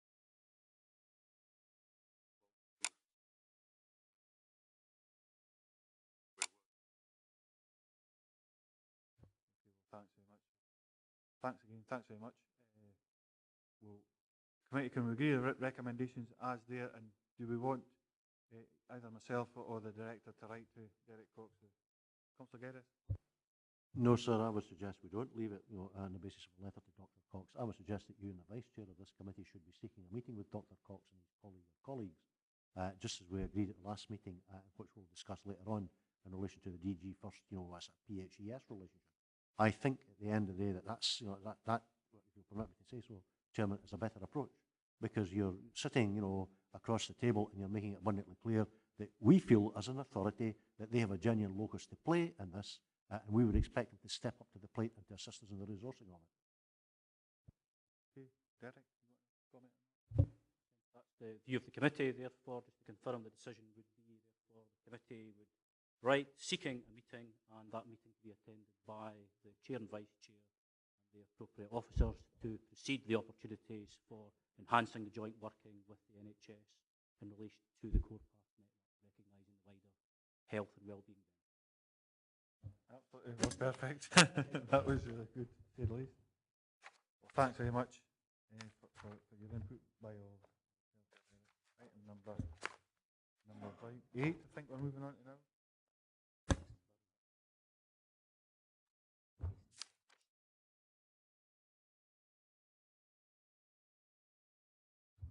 Okay, thanks very much. It's item number 8, which is zero waste household waste recycling centres. We have with us today Nicholas Burnett, who will speak to this if required, if we have questions. Welcome, Nicholas. I think it's your first time to the committee. Steve's been here many times. Okay, household waste recycling centres, do you have anything to add to the report, please? Nothing to add to the report, Chair. Thank you. Thanks very much. I'll open it up to members. Any members? Councillor Mayo? Yeah, Chair, it's just a parochial one. It's recommendation 2.5 to continue to investigate and develop the one at Langham.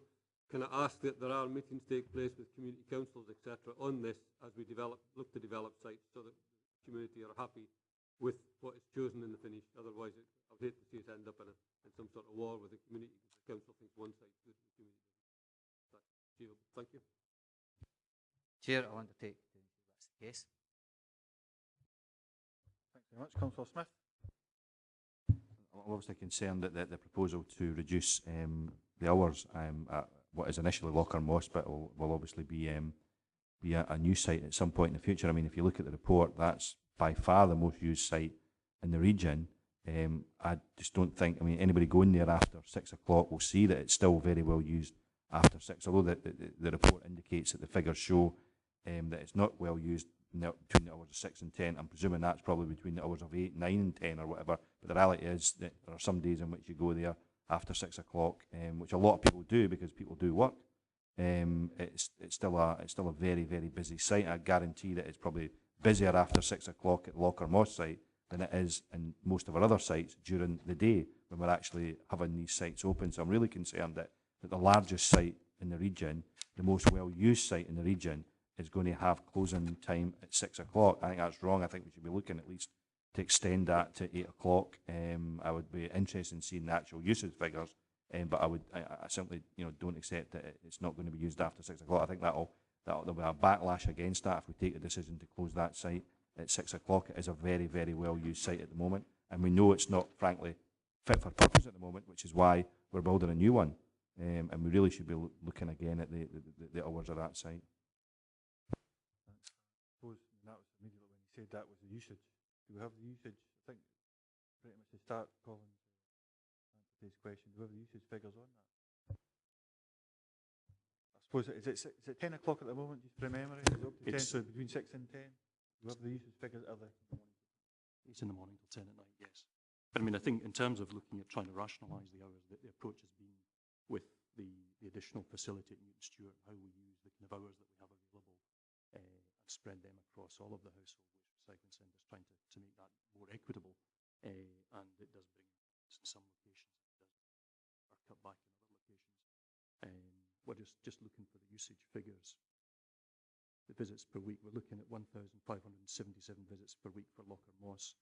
What we don't have is the breakdown for the kind of the period later in the evening to hand. Is that right? But we know that the usage does drop off, and we'd anticipate obviously that people would need to adjust in terms of the pattern of when they use that facility, and that would be consistent, treating the 4 kind of larger usage facilities in the area equally, and looking at opening between 9 and 6, and then the kind of lower usage facilities slightly later in the morning, but finishing the hour at 6 as well. The issue is, though, that the Locker Moss site has got by far the most visits of any other site in the region, twice as many as, for example, Annan, just purely because of population. So it's a lot more visits. Now, I'm not saying that, frankly, we should be keeping it open until 10 o'clock at night. What I'm saying is that closing it at 6 o'clock is going to cause a real problem for a lot of people. It does get used after 6 o'clock. There's no question about it. I don't know how detailed your figures are, whether you can say between 6 and 7, 7 and 8, 8 and 9, 9 and 10, what the actual visit figures are. But the reality is you'll find that at Locker Moss there will be more people visit there after 6 o'clock than visit practically any other site in the region during the hours you're proposing to open it, I would have thought, 'cause it is a busy site. That's right, it is a busy site. We've got the figures in the report here. We've got 84.7% of the visits between 9 and 6, 2.6% of the visits between 8 and 9, 12.6%.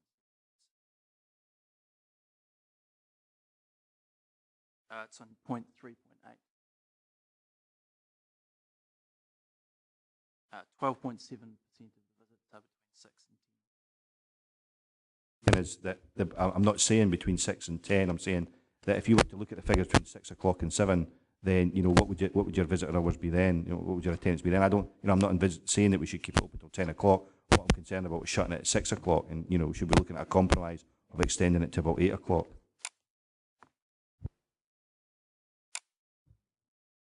Part of the reason for the proposal was to try and have equal hours across the region that would be easy to communicate to the public as well. So having multiple opening hours across the region wasn't considered to be a great outcome.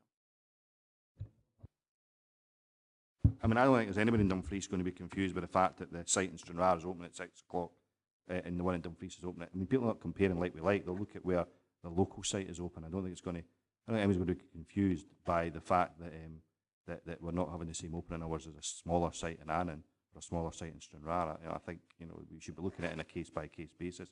By far the largest site, it's by far the most used site, and, you know, people will be disadvantaged by closing it at 6 o'clock. As I say, people do work, and not everybody can get there by 6 o'clock in a site that is incredibly well used and covers not just a small area, but covers the whole of the town of Dumfries largely. If you could, we'll not let that go away. We'll come back to that. Councillor Nicholson. Thank you, Chair. It's based on the same, you know, Councillor Smith was saying about the Dumfries site, the local Moss, and I entirely agree with him. You know, about the cutting them hours down to 6 o'clock wouldn't be acceptable to a lot of people as it is the busiest one in the whole of Dumfries and Galloway. If you look at actually the other one in Dumfries, which is Lincluden, the number of hours are cutting down there. The usage there is 808 people. Now, I know that Locker Moss deals with commercial waste as well, but most of the commercial vehicles go in and they pay whatever. But the one at Lincluden is used basically on the northwest for the northwest Dumfries. A lot of people in northwest Dumfries use that, and that's why it's such a high usage. Is there any figures, you know, on you have figures, 12.7% is used after 6 p.m. for Locker Moss, but there's no breakdown from 6 o'clock to 8 o'clock, which might be the whole 12.7% or a good proportion of that. Is there any figures for Lincluden which used from 4:30 to 6? Because as it being a domestic, mostly domestic, for people in North West Dumfries, I would imagine that most people will go after 5 o'clock after their work.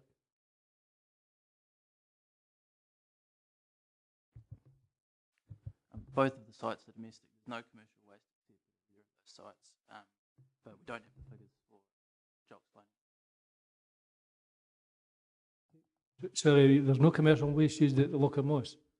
No. That, even though I've seen, you know, glaziers going in with vans, builders, etc., taking in their waste. I think household waste recycling centres, I mean, it's picked up quite a few times. I've been lobbying it a few times. But these figures don't include them. People going in with vans and sorry, being, I'm asking officer. Yeah. But no vans. You're saying that no vans, but not even although I've seen them, you know, commercial vans that go in, like glaziers and builders and that with vans into that depot in Locker Moss. It's the household waste recycling centres for residential properties. There is a CCTV system that tracks where we think there shouldn't be commercial waste going through that facility. Just one of the other figures in the report, we just wanted to draw your attention to the committee. The average opening hours were assessed across Scotland, and we're looking at, and the average, the opening times are around 9 o'clock in the morning, but the average closing time is 5:40 in the evening across Scotland, and to a certain extent that's what's being mirrored, or what the proposal would mirror that in terms of the 4 largest sites within the region. Chair, can you answer my question about the usage from 4:30 to 6 and from 8 o'clock till 12 in Lincluden? What percentages? Sorry, we don't have that data. Is there any reason why? Detailed breakdown. It's not in the report. We haven't pulled those figures out for the report. And yet there's figures for Locker Moss. Councillor Lever? Just on that subject, looking at the the 12.5% equates to 200 visitors, 6, 10, 30 a day. I do think we have more detail as to when it starts. I mean, you're talking about a lot of additional visitors to be packed in 9 till 6, could have figures for the 6 to 8. Given that we're moving to curbside segregation or household segregation of waste, will that have any effect on the amount of material which is going to the household waste? Yes, we would assume that the plastic, card, paper and cans would be. There's also facilities for green waste, wood, rubble, large bulky items. So certainly a necessity for waste recycling. Councillor Dempster. Thanks, Chair. I think it would be a mistake to close sites on some days because there's nothing sure folk would turn up, they'd bring their materials to dispose of, site would be shut and they'd just dump them somewhere. That's the reality of life. So I think we need to have a daily opening. But I wonder, if you look at section 314 on page 277, it tells you we've got 316.5 hours contracted with PFI. Unless that phone call's got to tell us something different. And the tables don't all reflect the maximum usage. For example, on page 284, table 3, options 2A and 2B, both equate to 504 hours. So we have the potential to have the Loch-on-Moss site open from 9 o'clock till 8 o'clock, Monday to Saturday, and reduce time on a Sunday, and still leave you half an hour to play with somewhere. That's how I read it anyway.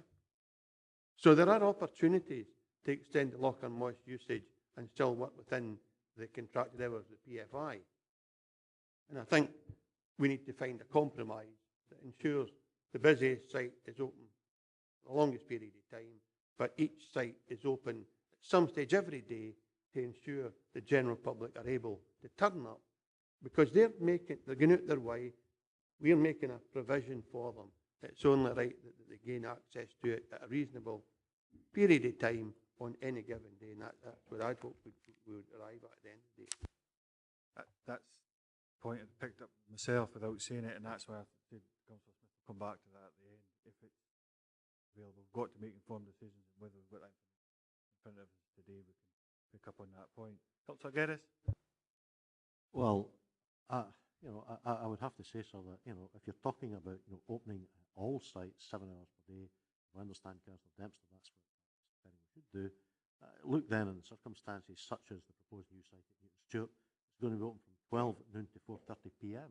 That's no realistic, and that's not going to be. Hopefully, we will agree today to provide a facility in a much needed part of the region for the sum of £500,000, and you're going to open it from 12 noon to 4:30. No, there are better ways of doing it than that, and quite frankly, I accept that paragraph table 3B, Chairman, will predicate a number of these household waste recycling centres being closed Tuesdays and Wednesdays of each week. That will allow, if my understanding is correct, site improvement works to be done and site tidying works to be done, etc. And I'm sure that users will very quickly. It's not ideal. I would love to see all sites open 7 days per week, for a meaningful period of time. But we ain't got that facility, because if you go back to paragraph 3.1.4, it sets out clearly and compellingly, Chairman, the constraints on the number of hours we've got to play with. So in these circumstances, my view is we've got to try and be as equitable as possible. I hear what Councillor Smith is saying. I think his logic is irrefutable, and to the extent that people in Stranraer or Newton Stewart or wherever or Whithorn will certainly not give the proverbial about the number of hours that the Dumfries or Loch-on-Moss centres open. And I don't think it's ever a good idea to standardise times and the opening times of facilities merely for the sake of standardising. I would be prepared to move so that we adopt basically what's being suggested in the recommendations, but with a proviso that let's look at the possibility of keeping, in fact, the Loch-on-Moss site open until 8 o'clock. Let's have a look at that and see, in fact, whether or not, because that's my understanding, sir, is that you've got 516 hours to play with. If you adopt 3.3b, that's 502, and it's leaving another 14 hours per week, which possibly, we could look to trial the opening of the Loch-on-Moss site on that basis. And I would be prepared, I'd be interested, to know just exactly what the usage would be from 6 o'clock to 8 o'clock, and I'd be prepared to run that on a trial basis, Chairman, if that's possible to do so. Okay, thanks for that. I've got Councillor Prentice then, Carson. Thanks, Chair. I'm not entirely in agreement with Alistair about the opening and closing hours. I think we've got to be equitable with the closing hours. I can envisage a situation where maybe people living in say Loch Foot normally bring their rubbish to Dumfries, which is going to be open till 8 o'clock at night, and then some night they may have to go to Castle Douglas and say, I'll just take the rubbish along there, to discover the place is closed. You know what will happen? They'll just leave it at the gate in Castle Douglas. I would hate to see that happen. The other thing which we should really be biting the bullet here today, I was just looking round actually, I don't see one member from Abbey Ward. This would be an ideal opportunity just to shut Dilbeatty. Leave it with that. Leave it your own comments. You're independent, George. I'll bring in Councillor Carson, and then I'll bring in Stevens Water in. But I'll pick up on the point, go back to what Jeff made, Councillor Lever, very strongly earlier in regards to we've just invested £24.5 million, I guess, in a new household uplift scheme, kind of as far as refuse collection, and I would think that should reduce the impact on the household waste recycling centres. If it hasn't got a reduction in impact, I'd be very surprised. But I'll bring in Councillor Carson and Stephen back to yourself to answer some points you want. Just very quickly, there's obviously going to be quite big seasonal variations in terms of garden waste, and I would imagine that these sites will be far busier in the summer months or spring months than they are in the winter months. Is there any big consideration to seasonal opening hours?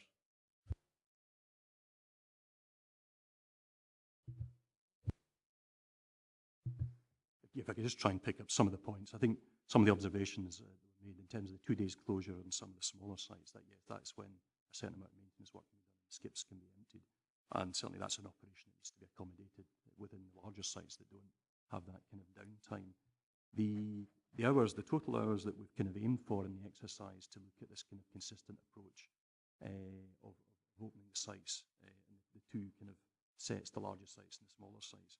We've kind of capped that at about 510 hours, although we reckon that there's probably, in terms of the contract, there's about 516 hours would be there to play with. And the 502 that we're showing under the kind of proposed option that we've tabled for you obviously does offer maybe some flexibility for one site. These are the hours on a weekly basis, so that there's potentially, there could be 14 hours there, which would give you 2 hours a day, 7 days a week for one of the sites possibly to play with. Having said that, we had very much tried to take that limit of 510 and keep below that, just to try and ensure that we did move forward on a cost-neutral basis, because effectively we have to conclude the kind of negotiations with the contractor on the provision of this service, and that's how we kind of adjusted the hours and capped it at 510 to bring in the kind of extra facility at Newton Stewart. In terms of the kind of comments on people turning up and finding that sites are closed, effectively what we're saying here is that, obviously we wouldn't want to see an increase in fly tipping, and that's something that we need to manage through the appropriate channels in terms of that kind of illegal activity, and then certainly we would look to see through publicity and in time people's kind of changing their kind of expectations in terms of what's available and when they can. And it might be that some people that would use the facility in the evenings in the summer might switch to obviously the weekends where they're open for business. On the point of seasonal opening, there are several sites across the country with seasonal opening right across the UK, and we've considered that, but the proposals we've put in front of you try and keep it as simple as possible to try and avoid the confusion. So to try and have one set of hours across the whole. Councillor Nicholson. Thank you, Chair. The only, I can see how you want to standardise hours and that, but the only problem with that is that the services provided at these aren't standard across the area, and we've just had two examples. The Dumfries, which is like 1,577. You've got Lincoln, which is 808. And if you look at, for example, and I'm not picking on Ronnie, if you look at Annan, for example, how many visits do they have? 732 compared to 808 at Lincoln. So, it's not a standard service. In North West Dumfries, for example, they have I think it's like 19,000, nearly 20,000 address points within the 5 miles. So it's not like for like. So therefore, you know, I don't know whether officers can go away and have another think about the some of the issues that have been raised regarding local including and come back with a more acceptable scheme.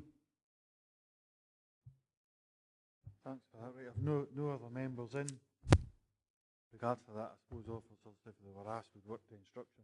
If that was the case, but Councillor Geddes put forward a motion earlier that we adopt what's here in front of us, but he did also mention we have 14.5 hours in the bag, you could say, within the PFI contract, and whether you think we feel we've got enough information in front of us to upgrade that till 8 p.m. as asked for by Councillor Smith, I think it was it earlier.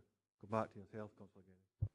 Thanks very much, Chairman. Well, I would be inclined, as I say, sir, to move the adoption of the recommendations before us. But in relation to the recommendation with regard to Table 3B, Appendix 2, page 285, we have 14 hours spare there. I would, you know, standing what's being said about the Dumfries Household Waste Recycling Centre, look at the possibility of running that, trialling it with an extra 2 hours per day to 8 p.m. as is being suggested, and get a further report back on the effectiveness or otherwise of that. As I say, I do take, you know, the point that Councillor Smith has made in particular, and I'd be prepared, as I say, as part of the adoption of the wider raft of recommendations, you know, to suggest that we do that in relation to Table 3B, and that, as I say, we extend the Dumfries proposal instead of from 6 to 8 p.m. on a trial basis, and we'll get a further detailed report back on the effectiveness or otherwise of that. If that's acceptable to colleagues. Thank you. Is it just, and because you're moving in block subject to that as well, 2.5 is to continue to investigate and develop a new build household waste recycling centre in Langham. If that was to come off, I suppose we could only, hopefully that will come off at some point. Will that have an impact on the business case on 2.5 or not?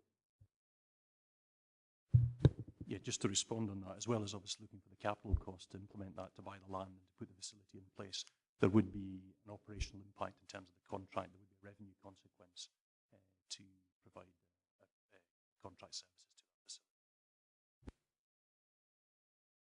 I haven't got the detail in front of us, so I suppose we've got a motion for yourself to expand Locker-Moss in particular up to 8 p.m. rather than 6. Councillor Nicholson, you want to come in? Chair, I think we should defer this report. I mean, it's fine that Stranraer gets an extra few hours of hearing that. It's maybe part of the reasoning why it's been pushed forward. I don't know that kind of area.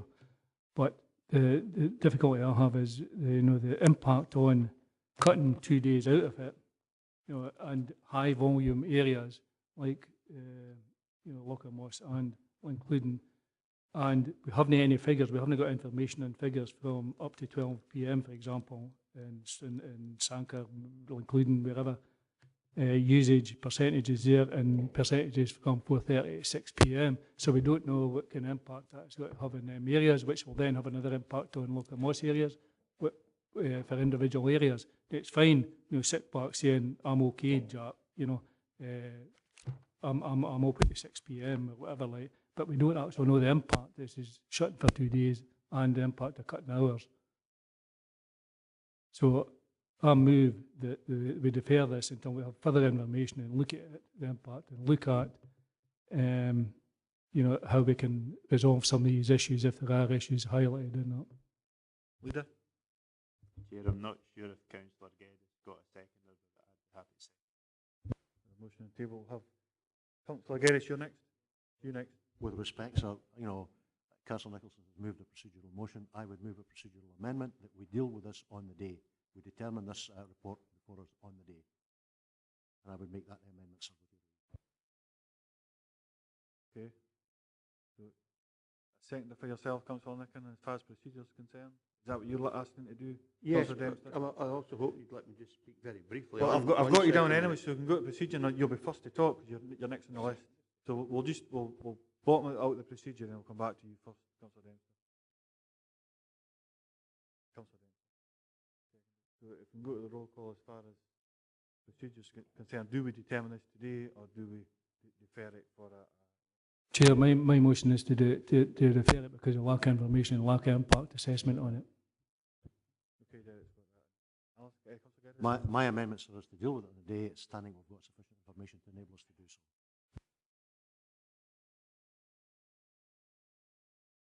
Thanks, Chair. Well, the point that I'd want to add, We'll deal with the procedure. We'll have to bottom that out first, and then after that, you'll come right back to you. but no, after you make a decision. If it's on procedure, no, if it's on procedure, well, if you're talking about the procedure aspect, I can bring you in as second to the motion. But if you're not talking about procedure, No. I thought that I was entitled to say a few words on the basis that I seconded a motion and why I did so. And the reason I seconded that particular motion is because we don't seem to have entered into any kind of consultation with the different communities that will be affected to see whether or no they'd prefer 7-day restricted opening or a longer 5-day opening. Now, we pride ourselves in taking advice from the communities. And whilst we have this decision-making power and responsibility, it seems eminently reasonable to expect the people that be affected to be consulted. And we've not done that. And it took very little time to work with the community councils and other interested parties to find out which mechanism they prefer on their site before we get to the stage of making a decision.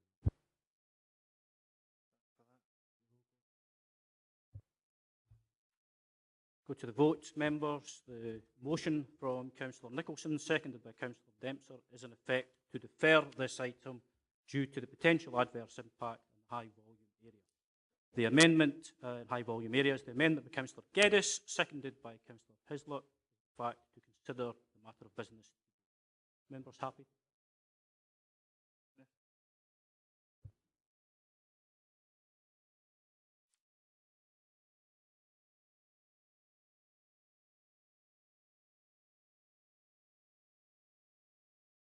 Okay. I think George got in just before. Okay. so we're clear. Councillor, procedural was Councillor Prentice, and the other motion was Councillor Leader. Go to the vote. Councillor Carruthers. Councillor McClung. Amendment. Councillor Carson. Councillor Dempster. Councillor Diggle. Councillor Geddes. Councillor Hislop. Councillor Lever. Councillor Mayo. Councillor Martin. Motion. Councillor Nicholson. Councillor Ogilvie. Motion. Councillor Prentice. Councillor Smith. Councillor Tuckfield.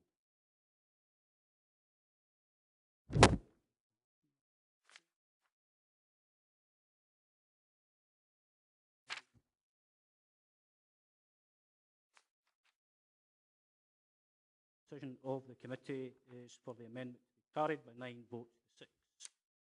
Effect of that is for the matter of business to be considered by today's committee. Okay, thank you very much for that.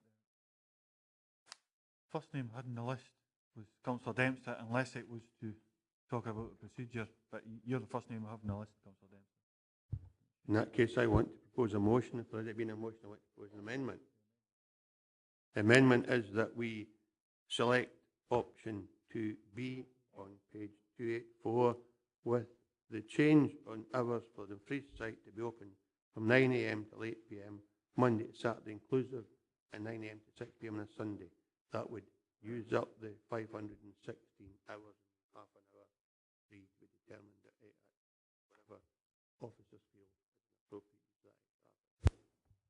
Thank you for that. Councillor Geddes, Nicholson. Well, I would move, sir, that we adopt the recommendations as detailed, subject to the proviso, Chairman, that in relation to Table 3B, we open the Dumfries Household Waste Recycling Centre on a trial for the period from 9 AM to 8 PM, 7 days per week, for a trial basis in the first instance, and that we have a further report back on the effectiveness or otherwise of this arrangement. I mean, that's what I understood as being the motion that was seconded by the leader earlier. Yep. Councillor Nicholson. I was going to second Councillor Dempster. Thanks very much for that. I've no other speakers. So we have a motion amendment on the table. Could you just Clarify that first, please, Derek. Just clarify firstly the timings on a Sunday for Locker Moss with Councillor Dempster. 9 a.m. to 6 p.m. As contained within the paper on page 284. The addition is 2 hours Monday to Saturday inclusive to use up the extra hours within the 516 that we have available to us. To vote, members, the motion from Councillor Geddes, seconded by Councillor Hislop, is in effect to agree the recommendations with the effect that option 3B on a trial basis is extended to the hours of 8 p.m. at Locker Moss on a trial basis, and that be the subject of a review at the end of the year. The amendment by Councillor Dempster, seconded by Councillor Nicholson, to adopt option 2B with the changes being 9 o'clock to 8 p.m. at Locker Moss, Monday to Saturday, with Sunday to 9 to 6 p.m. Go to the vote, members. Councillor Carruthers. Motion. Councillor McClung. Motion. Councillor Carson. Councillor Dempster. Councillor Diggle. Councillor Geddes. Councillor Hislop. Councillor Lever. Councillor Mayo. Councillor Martin. Amendment. Councillor Nicholson. Councillor Ogilvie. Amendment. Councillor Prentice. Councillor Smith. Councillor Tuckfield.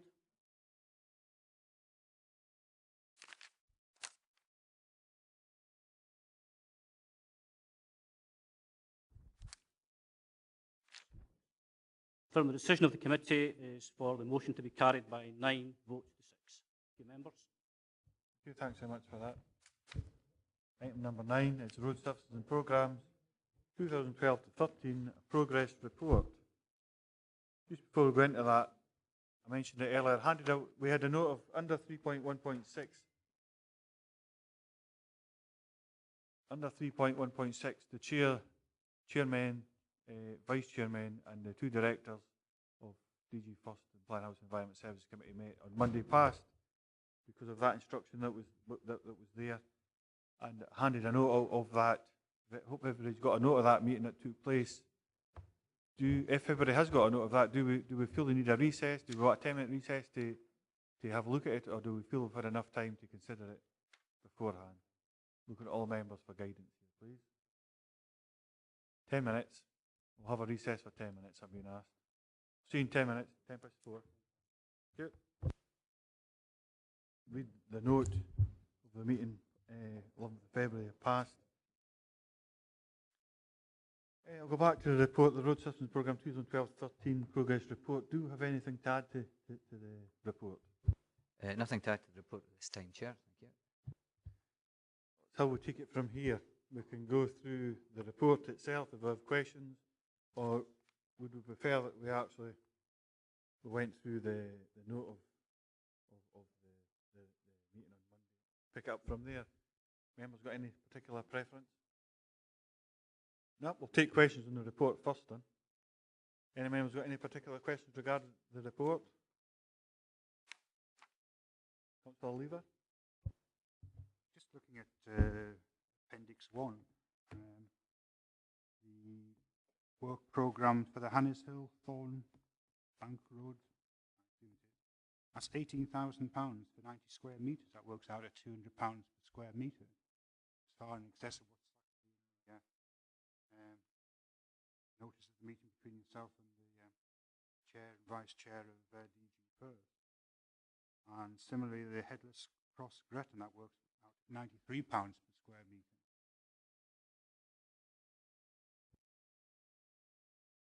Thank you, Chair. Yes, the Hannes Hill is actually a concrete staircase footway scheme, so it wasn't included in the note as a surfacing scheme. The other scheme, which works out at a unit rate of some £93 and 80-odd pence, includes a substantial element of drainage work in addition to the surfacing. Thanks very much for that. Well, Councillor Dempster. Thanks, Chair. Are we just combining this little document, this additional piece of paper with the report, are we? I mean, what we'd like to went actually done with that, Councillor Dempsey, is go through it. These were the questions, we've got 10 questions that were asked, points that were raised under 3.1.6 in this report. I'd like to, once we've dealt with the report, just go back to this. We can always go back to the report. Is go back to this, go through each question at a time, line by line, and then come back to, we've got some slides. Bill wants to do, I think it's Bill, a small presentation at the end regards some slides, just on improvements and how we go forward from here. So if you've got any questions on the report, or if you want to refer to the note, I can go through that now if that's what we feel. It was just one, Chair, and you might as well do it now. Save me switching the microphone on twice. It's in relation to jet patchers. We were sold this New Zealand idea as the cure-all to our ailments with potholes, etc. And there are a countless number of potholes, and I've never seen the jet patcher operational. I see here it says trained and retrained. I would have thought it had been an ongoing process. The jet patcher was deployed in certain circumstances because we spent a substantial amount of money buying two of them, if I recall correctly, and they should have been operational on a very regular basis right across the region. And I wonder where we are with that particular device. Bill? Thank you, Chair. We have two vehicles. One technically is a velocity patcher and the other one is a jet patcher. We operate one in the west of Dumfries and Galloway and the other in the east. So it has been used in Nithsdale. For a period, we were using the vehicles try and catch up with repairs. We realised we weren't using them most effectively, so we are retraining our crews. It's also the jet patcher and velocity patcher are only suitable for use during the warmer months of the year. Thank you, thanks for that. Because there's no any other questions. Councillor Ogilvie? It's on the report, Chair. It's the very last page of the appendix with a list of structural maintenance. Standard Lane, and indeed there was a resurfacing, and it's only like 7 or 8 years ago the whole of Standard Lane was resurfaced, and then it deteriorated from the Cali Bridge up to the turn-off for Shaw Hill Road. What's happened since then, which is welcome because it improved the road again, is the road started to deteriorate from that corner now towards the fire station, unfortunately, and the road's starting to break up quite badly again. What I'm asking is, we spent a lot of money initially resurfacing the whole of Standard Lane, and we've resurfaced a quarter of it, and it looks like we might have to resurface, which would be a total and a half. What longevity do we get when we resurface a road?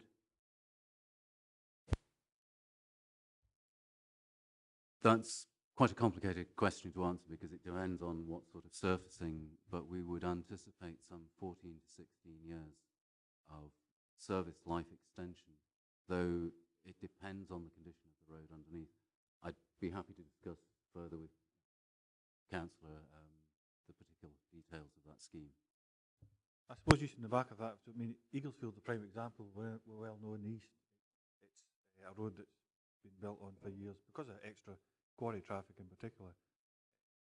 The foundations of the road are weak in comparison, so it was laid a few years ago and it's starting to fail already.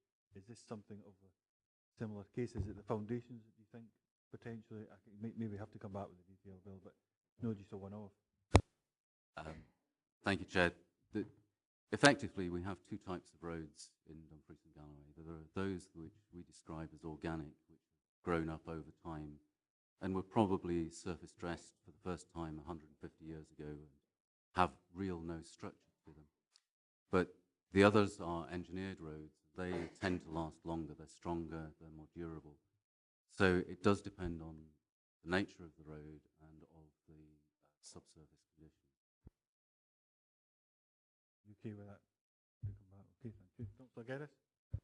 It's paragraph 3.2.2 of the report, sir, and it's explaining the reasons as to, why there are difficulties, as it were, and even when we take a decision in this chamber to agree to adopt and implement schemes, and they're citing, the requirement for the works to be registered in the Scottish Road Works Register, I would have to say that I am somewhat disappointed at the tenor of that section of the report, because it seems to me that it's endeavouring to make justification, for the current, what some of us would argue, unsatisfactory state of affairs, though it may very well be fact.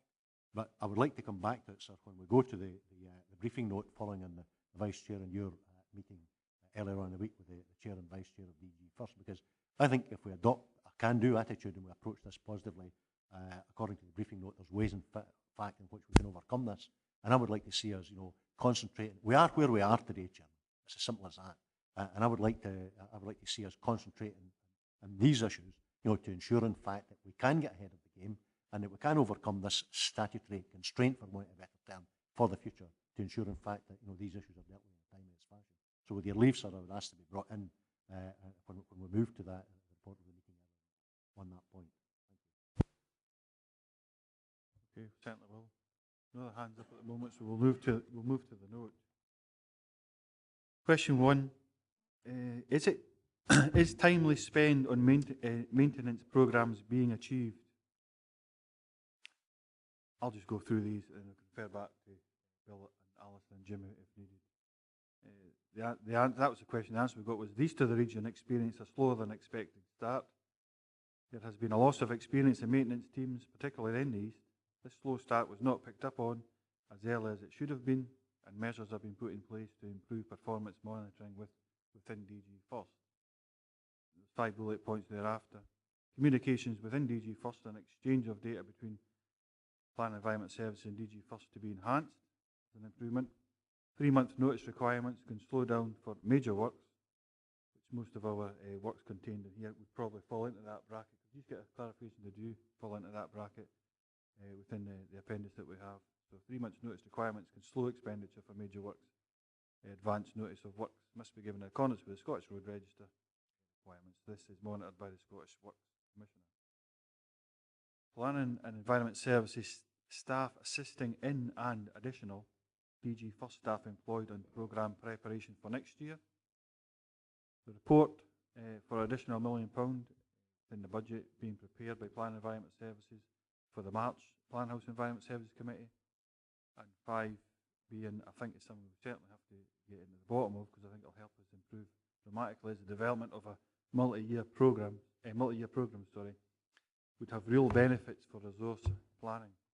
Again. Thanks very much, Chairman. That goes back to the comments that I've already indicated. It would seem to me it's a bit of an irony, actually, because we've got the Scottish Government talking about shovel-ready projects, and here's a constraint, in the development of the term, i.e. advance notice of works must be given to the Scottish Road Works Register requirements, which is in turn monitored by the Works Commissioner. And it would seem to me, sir, that the last 3 bullet points are the can-do way forward in relation to this. And I would hope that this committee today would accept these proposals contained in the last 3 bullet points, set up the process to ensure, in fact, we're able to overcome that for the future. Because there's nothing worse than us taking a decision in chambers, expecting, that it gets implemented with a due degree of urgency, and then discovering at the end of the day that for various reasons, in fact, that hasn't taken place. In the meantime, roads in our respective areas, deteriorate, some of us would say, to the point of disintegration. And I would hope that, if we adopt these last 3 bullet points today as a way forward for the future, starting as soon as possible, in fact, we'll be able to, if not overcome, certainly mitigate the impacts of that constraint. And I would move, in fact, that we do that, we adopt these last 3. Thank you. Okay. Back to that, Leader. Here, it's to do with the last 3 sort of points, development of multi-year programmes. Surely that'll be, those indicative programmes came through policy and resources for the allocation of capital. That'll give you an idea of where we're going next year, after, etc. So that should be picked up, and hopefully it will be. The programmes that are coming forward, have we got this year, I can't just remember, this coming year programme in place, because that should actually have started so that from the 1st of April you're ready to go, rather than having your 3-month lead in, which might be next month before you get another month before you start. Just to respond on that, we've got the allocation within the infrastructure asset class was approved at January's committee. We're working on the report for March committee, which lists all of the programmes under the various programmes for surfacing schemes, strategic roads programme, structural maintenance. That detail has been worked up, and will be brought back to March. But what we can do is we can use that kind of initial list of schemes to actually start to register the works in advance so that we start to eat into some of that time scale. There are occasions where we can accelerate some works and we can just take we can negotiate as long as we negotiate utilities on that, but it does affect our performance statistics within the Scottish Works Register. And really what we need to move to do is just make advance noticing a lot more of the works that we start to develop as part of the program. Okay, thanks for that. Councillor Geddes, you want back in? Yes, please, sir. I think it's imperative, though, that we get the message across from this meeting today that, we're actively embracing these last 3 bullet points, and we're seeing this as a way forward, and that we will take on board this, these issues as from to date and work, to develop them for the benefit, as I say, of the region's road network. That's the degree of positivity that I'm looking for from this meeting today, Chairman. Shovel-ready projects, which you alluded to earlier, that is absolutely. We must have that for future funding bids that come forward. If there's slippage for Scottish Government, we pick up on it and we're proper forward planning. Right, okay. No other questions on question 1? Question 2 was schemes slipping after works programmes being issued. DG first sent programmes of works to all ward members for their ward. However, programmes of works change and some schemes slipped. At point of time of issue, programmes of work can only be an indication of planned work which may change due to weather, disruptions and other issues. Councillor Dempster. I thought we got 10 minutes to read that. What I said, Councillor Dempster, what I said was, Councillor Dempster, what I said was, when I came back in, we'll go through this line by line and be absolutely explicit. You don't necessarily read it line by line. Just question 3 with Dave, we've read it. That's the point of the thing. I can certainly ask. I'll take a slightly different approach to that then. Anybody got any questions on question 2? Councillor Ogilvie? Indeed, we do get sent a list. I asked several months for lists updating our ward. I got one through the EMS system eventually, and it was 3/4 of it was completed in June last year. It wasn't what the question I was asking. Now, I'm not criticising. What I'm asking is if we get an update. You know as well as I do and other members, we get pelters at community councils, in the press about potholes and stuff within the urban areas. And I asked for a programme when the squads were in the towns doing their structural patching, and I cannot get that information for love nor money. Now, if we're going to improve communications between us and the officers, I totally understand if there's slippage or something goes off or a priority comes in, tell us. That's all I'm asking, so that we're armed with some information when we get asked the question by either the press or by community councils, we can say, yeah, unfortunately that slipped, or no, it's going to get done. Without guarantees, I understand that, but just general two-way communication, just so that we're not fighting in the dark as members. Bill? Thank you. Councillor Ogilvie makes a very good point, and it is something that we have been working on improving. Hopefully. Okay, well, we'll come back to that as well and pick it up in the recommendations as we go forward. Councillor Geddes? Well, I think that communications there is, to a large extent, the key here. And I can go back to a number of years ago when Bob Maxwell was responsible for roads in Lincolnshire. And what actually happened in those days, Derek's smiling eye, longer than maybe I thought, Derek.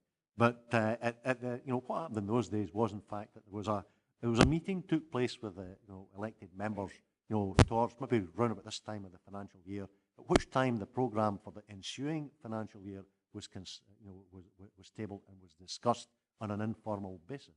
Now, it would seem to me, with the likes of the institution of multi-member wards, perhaps we could do that. I'm not really, with regards to respect, I'm not really too interested in what's been proposed for Ward 1 in Lincolnshire, but I really am interested in what's being proposed for Ward 3, i.e. Mid-Galloway. And it would seem to me that, that system could be looked at, being replicated.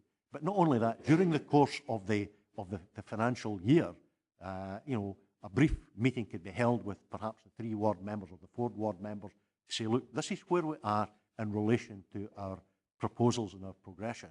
This is the reason why we're perhaps off course a wee bit. Yeah, fair enough. We get it via correspondence, get it via emails, but you can sort out more, in my view, round the table in the space of about 10 minutes you can do with significant amounts and volume of correspondence. And I would suggest that perhaps would be considered as a way forward for next financial year, if at all possible. valid point there to be picked up on. Councillor Smith, then Tuckfield.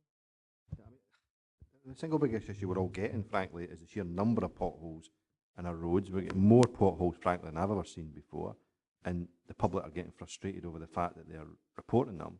And very often, and that would be good to hear exactly what the procedure is in terms of feedback to people that do report potholes, but one of the criticisms I get is the fact that they've reported them, never been repaired, because presumably it's prioritising that massive pothole that's been sitting there for a year isn't a priority. But the public never get told what action's actually being taken. So they come to the local councillor and say, well, that pothole's not been repaired, what do you got? I mean, we then chase it up, even though it's actually already been reported and there's no feedback being given to those individuals. So we're not providing a service in terms of repairing the potholes, but actually then informing the public when they do report the issue, unless somebody tells me otherwise, of what action's actually going to be taken, other than, hopefully at one point it'll actually get repaired. But, we're living in a sort of parallel universe here in this debate today. The big issue is the fact there are more potholes than there's ever been before. We're not repairing them quick enough, and we're not investing enough in actually carrying that work out. And that's the issue we should be tackling. We can talk about procedures all day, but the reality is the public are getting really frustrated at the sheer number of potholes they're getting in their roads, and as a council we're not delivering in tackling that problem, and we're certainly not providing a service and telling people when they do report them what we're doing about it. It's the single biggest issue we're getting, and we need to be looking at how we're going to tackle that. I mean, there isn't a fair lot of detail there, but communications was a big thing that came up there before I bring Councillor Tuckfield in, and that's what I think this point to. It's pointing to better communication system in place, whether it's to members, whether it's to members of the council, members of the public, across the board. We need a communication plan in place, so when you do report, whether it's a pothole actually, whether it's weeds grown out of a grown pipe, that you get some kind of reference back to say that it's not just first, I think, or plan environment services. That's a bigger picture here, but hopefully this will start the ball rolling. We have to focus on plan environment service in particular. Councillor Tuckfield. Thank you, Chair. I heartily endorse what Alistair has just said about site visits. I've arranged 2 in the last few months, and I can also say from that it's been extremely helpful to the communities, because in the communities that I represent, I am being inundated, not only with potholes, the amount of water on the road. And I can say that just recently there was a French drain done on the Lifeline Road. It's actually the road to the doctors, in actual fact, so it's a really important road. And it is full of potholes. And they are done, and they're done on a regular basis. It comes straight back out again. The French drain that has been done, as I came to work this morning, most of the hill beside it has fallen back down on into the road. The stones and rocks are back on the main road again. So the main problem for many people in the rural areas is the amount of water that's coming off the hillside and staying on the road for days on end. And I think until we tackle that and actually put in some sort of permanent system where the water coming off the hillside is drained underneath the roads and taken off the roads will continue to deteriorate. The place that I live, and I've lived there 25 years, I can honestly say I have never seen the roads in such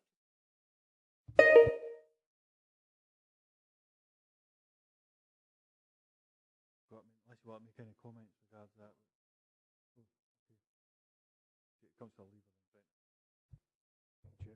Yeah, I find that the notifications which get set out, which roads are being done, are useful. I do find the slippage very, very frustrating. Go to community council, completed such and such a date. It's continual slippage through.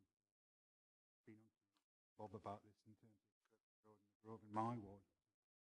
But another aspect, and I think we'll come back to communication again, and near where I live, on the streets, Alexandra Drive, which is where the roundabout is, the entrance to Queen of the South. There's been a pothole there for quite some time. Now I've been on this committee about the problems with not having a budget for white lining. It's getting quite dangerous in some of the roundabouts. There's no white lines at all. And lo and behold, white lines at this roundabout were actually renewed, the one at the end of Alexandra Drive. But unfortunately, they also took the marking into the pothole, which is still there. So we now have a pothole with a white line in it. And it does make the council look somewhat stupid.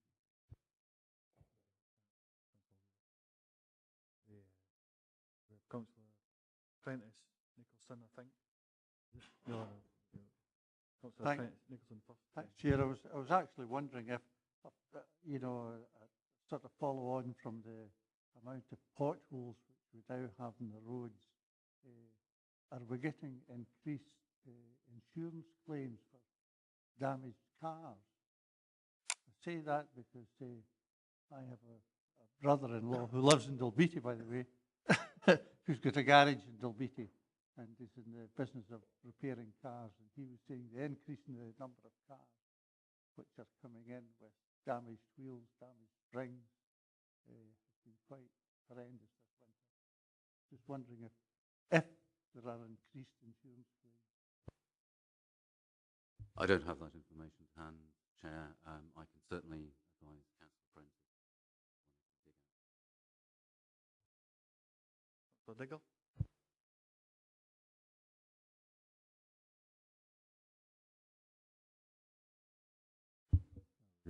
I'd just like to reiterate the communication issue. I've been asking via the MES for updates on a particular problem near Nether Mill. I mean, I reported that in August. I didn't get any feedback at all. Okay, thanks very much for that. On that, on question 2 then, the biggest thing we're picking up on is communication, two-way communication flow between members of the council and the public, and improvement on that. Councillor Geddes, you want to say the last one? Yes, please. So, as I say, with you leaving that regard, I think that there's also an educative process to be done as well for members of the public and for elected members. You know, I can give you a classic case in point no later than this week. I've been involved with Colin Forbes and his staff, and let me say for the record, sir, I have the greatest respect, you know, for the work that they do, you know, and very often difficult and challenging circumstances. But I had two constituents on whose behalf I'd been working for some time, came to see me at a surgery on Monday night, made the point that, you know, there had in fact the supposedly outlawed patch and whack or patch and roll method had been used, in fact, to deal with potholes in the vicinity of their particular home. And it's a rural lifeline link, Chairman. And I took the matter up following on first thing with Colin Forbes, and got the reply back that, you know, what my constituents had seen, what I had not appreciated was in fact not, you know, the finalised job, it was merely preparatory work. And I got a very worthwhile, brief, succinct synopsis of the work that was going to be done and reply, which I passed on to my constituents. Now, it occurs to me that if we can do that wherever possible and reassure people that what they're seeing, and elected members as well in the first instance, is not the finalised job, but perhaps the initial preparatory work, that would lead to a better understanding as well on the part of those that were all here charged with serving and representing. Thank you for that. Question 3 is effectiveness of first-time permanent reinstatements, and I thought you were got a point you were picking up there. Okay, has anybody got any questions on question 3, Leader? Just with regard to the fact, I can't remember where it said, it's about 10,000 first-time repairs you've done this year. What was that compared to last year?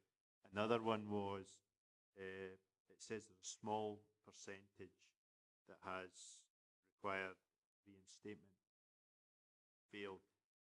What's the sort of small percentage and what's the main reason for that failure?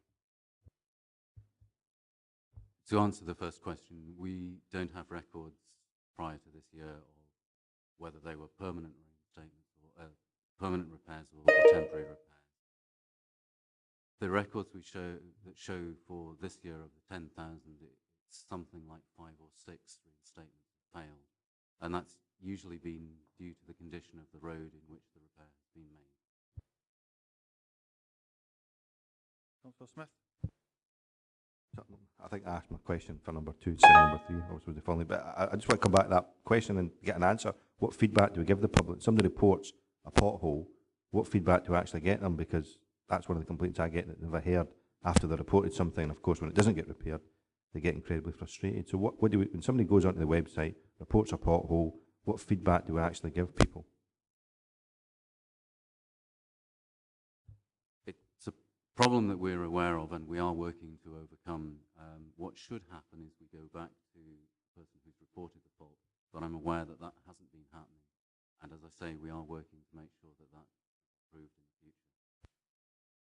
What I've got, just I'm picking up here because I've seen the slides, but we've got to see the presentation at the end from Bill, and that's pretty much based on question 3, so I wonder if we could possibly hold off and come back and pick up on question 3 again through the slides, because it has got to cover the bulk of what's in there, I think, from memory.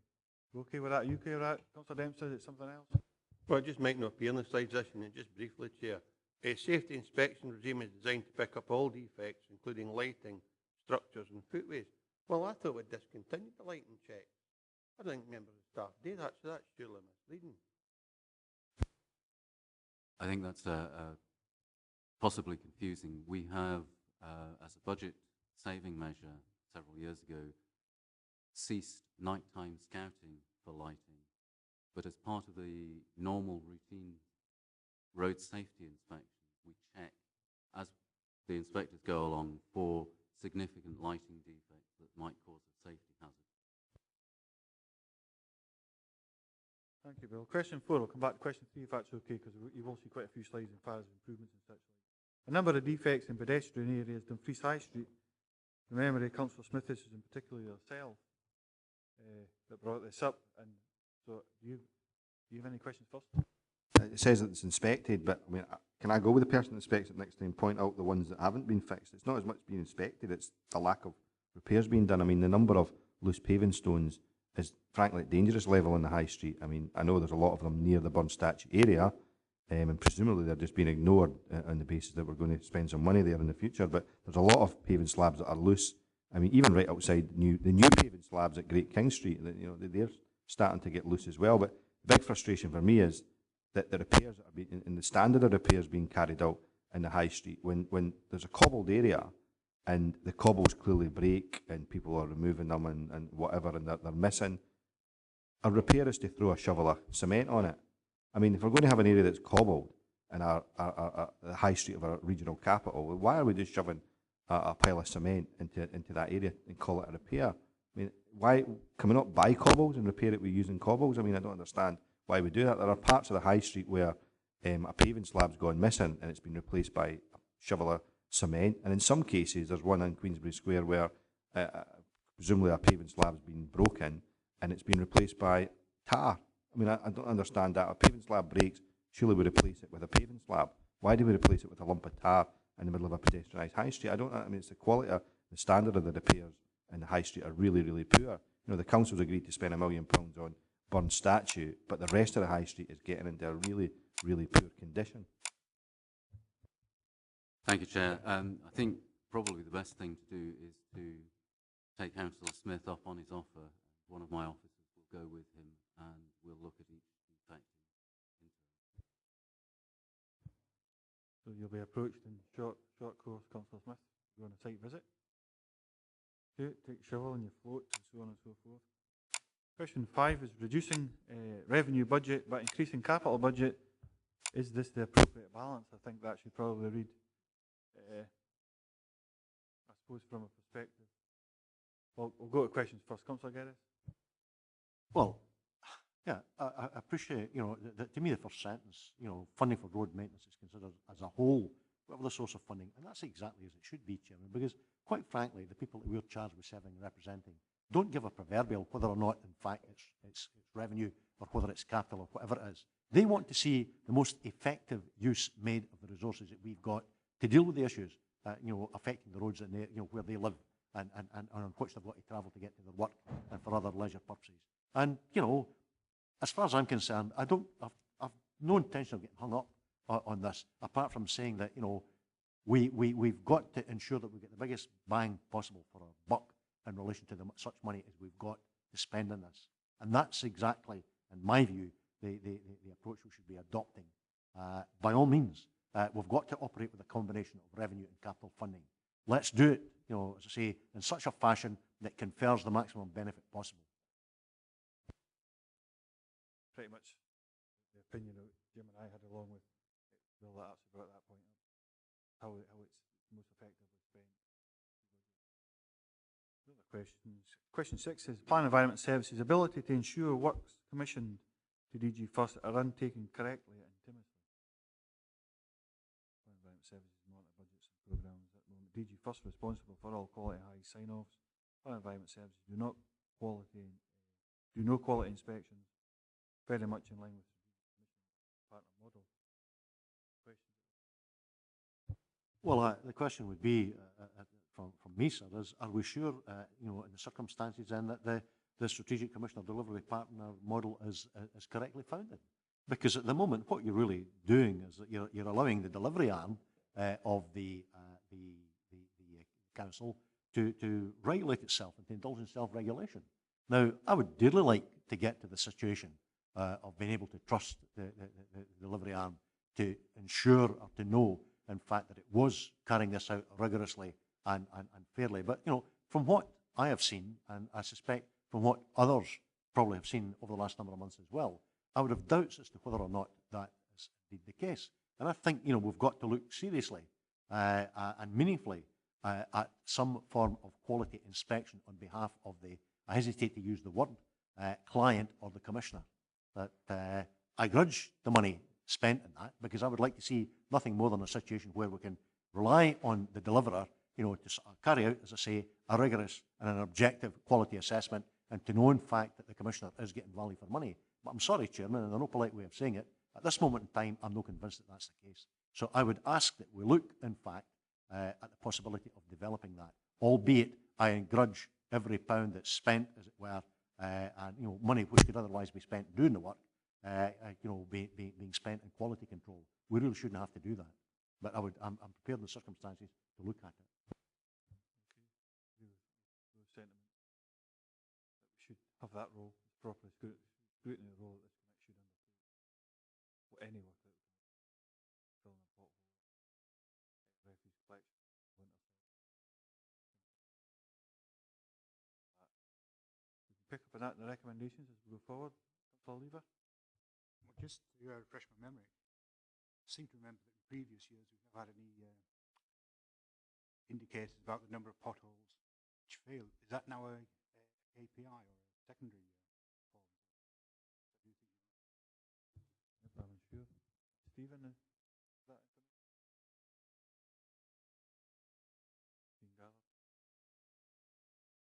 If we could just have a moment to check our thoughts on it. Stephen is just looking at that.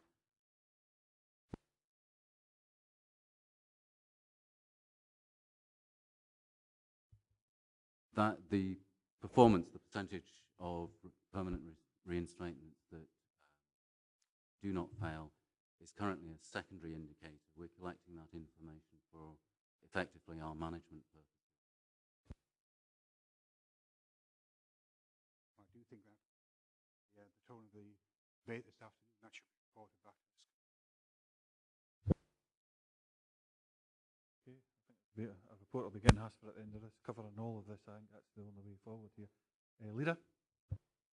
Chair, it's just on, it's going back to the question I asked earlier about sort of first time permanent repairs to potholes. What about carriageway, actual overlays? Have we any evidence of actual failure and then had to go back and do structural repair again? Because if we need to look at quality, if there's evidence that the quality isn't there, Councillor Ogilvie mentioned standalone done first of all, or what was the reason that standalone? I'm not aware of any failures in our current surfacing programme, though we do keep an eye on that. I suppose for the sake of members, because you alluded to that earlier, the records that have been kept in the past are different to what are being kept now. So when will the committee, or even committees for that matter, because I suppose the first management committee will look at it as well.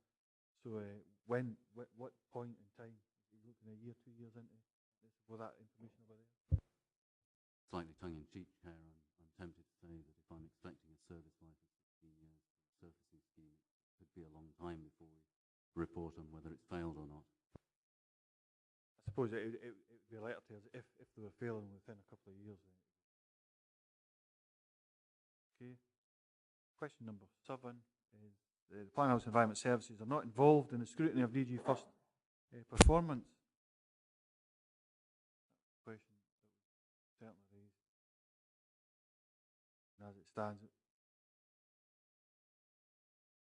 Jim and I were there at the meeting. I have no particular questions on it, but Councillor Geddes, you're looking to come in.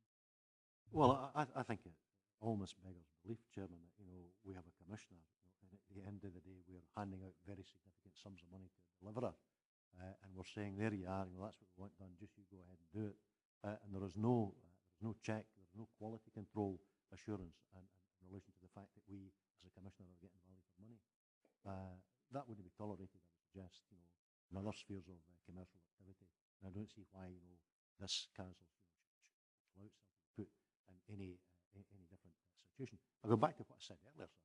I would dearly love to be in a position of confidence in saying that, too often in the past, we've had the impression that, the delivery arm of the council seems to operate almost, as an entity in its own, and it doesn't seem to have the ethos of appreciating that it's part of the wider corporate council and it's got as much obligation to do the best job it can in the interests of the council as a whole.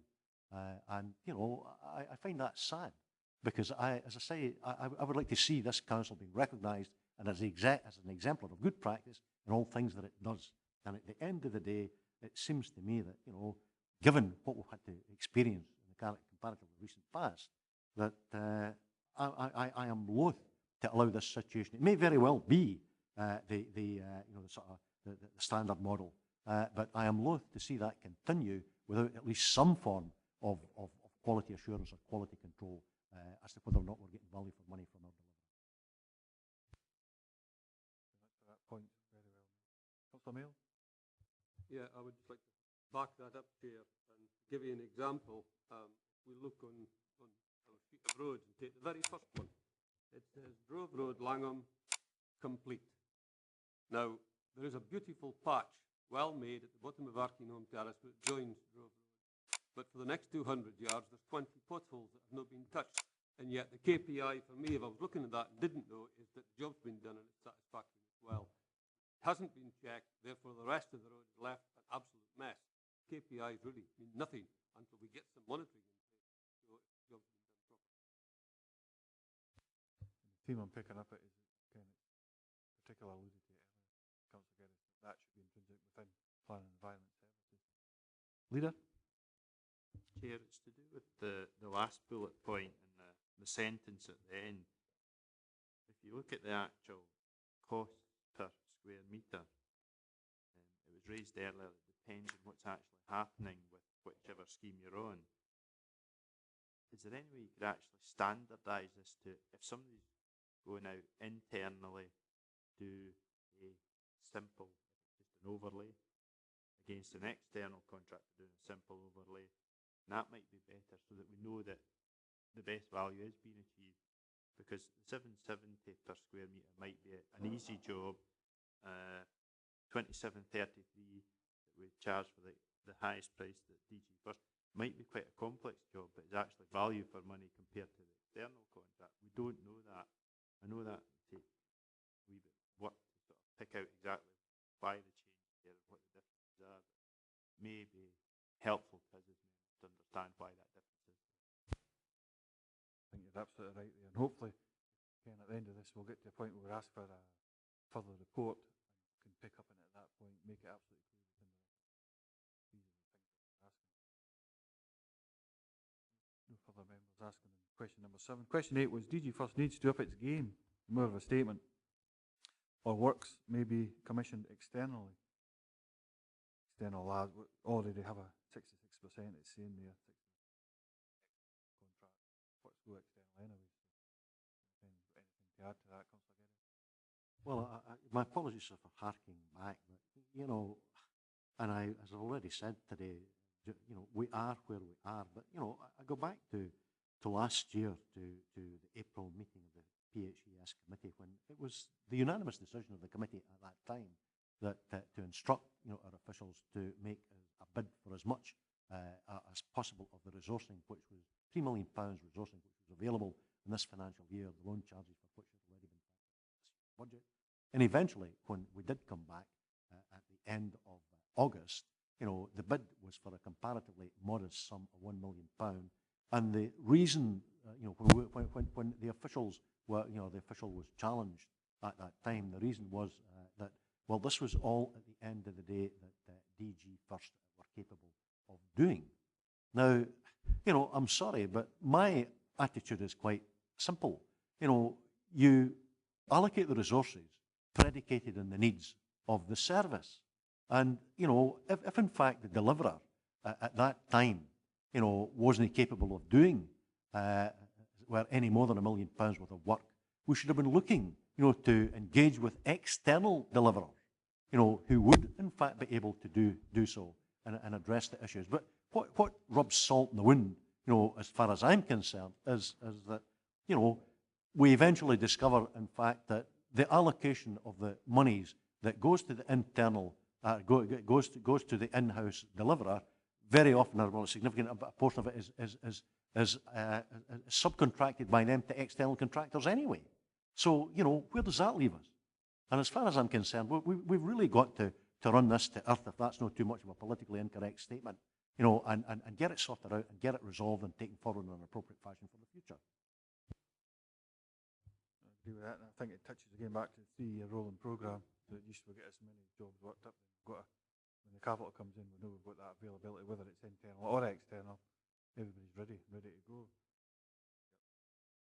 So question number 9, pothole repairs not being edge sealed. If we can leave that one, Bill will pick up on that one again in his presentation. He's got a small presentation to do, and that'll be covered at that point. And question 10 was impact of resourcing trunk road works on delivery of local road works. And I think that was a reference to the work that DG First undertakes under its contracts to external, like say Amy and so on and so forth. And the trunk roads, does that have an impact in any way on our local road works? And does it affect the performance? Leader? Yeah, I must admit, I find it difficult to say that it does not impact. We were always led to believe that external work allowed us for internal work because of the money that we got in for some overhead. So must have some impact, whether it's positive or negative. Bound to be good for the service one way or the other. Bill, do you want to answer that? Yes, the leader is right. The significant contribution of the work that we do on the trunk roads is towards reducing our overheads. And as an example, undertaking our winter service operations would probably cost in the order of £1 million more than it does at the moment, were we not undertaking trunk road work. I think the note is intended to say that undertaking trunk road work does not impact on the delivery of our own work. It does reduce the cost of them and therefore allow us to do more work. Well, but how can you say, sir, that it doesn't have impact on our ability to undertake, you know, work on our own roads? Because at the end of the day, DG First, any direct service organisation, any internal deliverer has a limited capacity, a finite capacity to undertake work. That's fact. And at the end of the day, if in fact you're using some of that finite capacity, you know, to carry out work for an external agency, inevitably, as far as I'm concerned, that impacts on your ability to do work for your primary client, i.e. the commissioning side. Now, it may very well be that there are good and valid reasons as to why we do this work, you know, thereupon making a profit, as it were. It helps to offset the cost of providing the service, you know, to the commissioning side. But, you know, to say that, you know, and if that, I have no problems with that, but to say that it has no impact, simply, in my view, is not a tenable situation to adopt. And that, you know, as I've already said to you, give you an analogy no later than yesterday, that my understanding is that there was little short of outrage in Castle Douglas about the state of the road from Castle Douglas to Dalbeattie, you know, due to the inclement weather. Now, I travelled here and I travelled back yesterday. I saw only a fleeting glimpse of one snowplough, but the point was made to me that, okay, the more ploughing that's taking place in the trunk road, the less capacity we'll have, you know, to deal with other routes such as the route that I've just outlined. So, you know, let's face up to the reality of it. You know, we have a finite capacity. If we are, in fact, carrying out work for external clients, that inevitably does impact on our ability to carry out work for our primary client, i.e. the in-house, you know, commissioning side. So let's tell it as it is and face up to the reality. That's the point I'm trying to make. Absolutely. Bill? Chair, I can only say that for winter service operations, which is what Councillor Curtis is referring to, we operate a separate workforce to deliver the trunk road contract. and that does not impact on our ability to deliver the winter service operations plan. Tell that to the people in Castle Douglas then, and it'll be. Councillor Mayo? Yeah, Chair, I wonder how that then impacts upon a town where the trunk road is looked after by another council, but the pavements are supposed to be looked after by Dumfries and Galloway in contract to Bear, where the town's 25 miles from anywhere. The staff are generally factored in half a dozen. Do they do town work, or do they do pavements in the middle of the town? Because every time it snows, I've got residents at me asking the question, and I've got people complaining about not being able to get down the high street. And I really don't see how something like that fits properly. Chair, we tend to treat Langham as an entity. We deal with the footways, whether they're on the A7 or on our local road network, as if they were the same. Okay, thanks very much. Councillor Diggle? Sorry, can I just ask Mr. Barker, what do the trunk road workforce do when they're not doing the trunk road? At the current moment, I was talking about winter service operations, and they're full-time employed on delivering the trunk road winter operation. Okay, thanks very much. What we'll do, Bill, we're through all the questions. I wonder if we could just get you to run through the slides that are there and just, in whichever way you're going to go through that, and you'll see some of the stats here and some of the ways forward for potential improvement, and even some better communication in there as well, I think. Only a very brief look at that. Chair, I thought it useful to present a very basic view of the performance which we've seen over this year. As you'll see, course start in April when we were just starting to introduce first-time permanent, but quite a pleasing response over the course of the year when we've exceeded the target. Thought it would be useful also to look at the different categories of response. The vast majority of defects that we're finding are Cat 2Bs, which are a lower priority. But I think it's also interesting to see the nearly 14% that are fixed by the pothole crews when they're out on the road. This shows the number of defects by the source of the reports. Again, there's a significant number fixed by the crews when they're out. Over half of the remaining, more than half the remaining defects are found by our own staff on safety inspection, and roughly a third by members of the public reporting. We were asked at our meeting on Monday about how the repairs are prioritised, and it's a combination of the probability of hazard coming into effect and the impact of that hazard.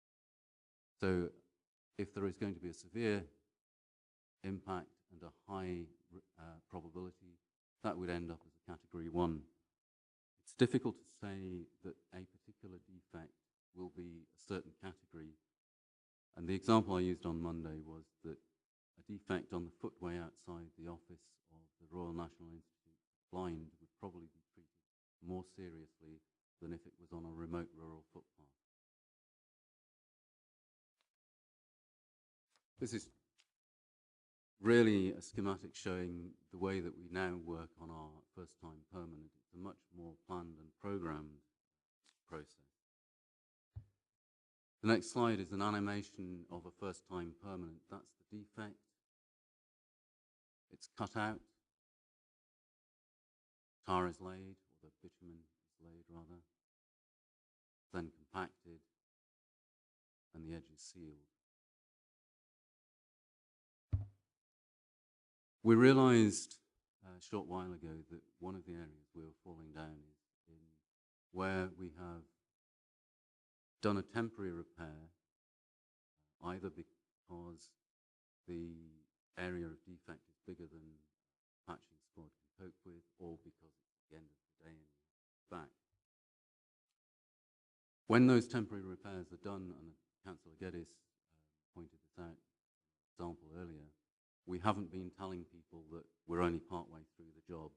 So on Friday we had a whole load of signs delivered, and this one and the next one will be used at places where we're going back to finish the job. And I'm hoping that that will affect the public perception of performance. That's it. Thank you, Chair. Thanks for that. Well, see if you could just go back, because go back 2 or 3 slides, please, Stephen, just to when the base coat was in and there was pitch up the edges. Remember for that? There. Now, see there, I mean, we touched on that, I think, when we spoke, and it was regards to some repairs, permanent repairs like this, first-time permanent repairs, and you couldn't actually see the banding on top. So I wonder if you could just explain that a wee bit there, because it's quite evident within the picture, though. Right. When the defect area is cut out, we will edge seal. We'll seal the edges of the, depending on the material that is of the surrounding road, we won't necessarily pour bituminous material on top of the crack once we've laid the material. You will see in particularly Scottish Water, because they're very fond of it, in their reinstatements, they use overbanding, which is a tape that is sealed joint. We've had so many representations from motorcyclists because they really don't like that. It creates a slippery area on the road that we don't do that. And that sums up really well, and I think people can see that from that picture there. Councillor Geddes? Yeah, can we have greater clarity and understanding of the interrelationship? Because, I mean, I'm particularly interested in that sequence of slides, because that's exactly the type of work that's been happening recently in B7005 and the B7025, in my ward. But, if not cheek by jowl, within maybe 25, 30 metres, of that work being undertaken, there are still big potholes which are being left untreated. Now, that's over, it's been over the space of several days. I've checked it myself, I've seen it myself. More importantly, I've had my head nipped by constituents saying, what on earth are you playing at? Because, you're doing, patching, maybe even surfacing certain aspects of the road, and you're not doing the rest of the potholes, when you're there. So, what is this? Is it a two-stage process, or why should that be the case? Or is it, as I said earlier, a lack of comprehension and understanding on the part of our constituents, and on my part as well? I'll take, full responsibility for that. Or is there a reason as to why we're doing this type of work, and as I say, leaving potholes, if not appreciable potholes, if not cheek by jowl, certainly, very close proximity to what's been done? Chair, I can't speak to the specifics of that particular road, though I'll ask Mr. Green to speak to Councillor Geddes about that. The working day is finite. The amount of work that a patching squad can do is finite. I would assume that they came to the end of the working day and stopped. I honestly can't comment beyond that, but we will certainly investigate.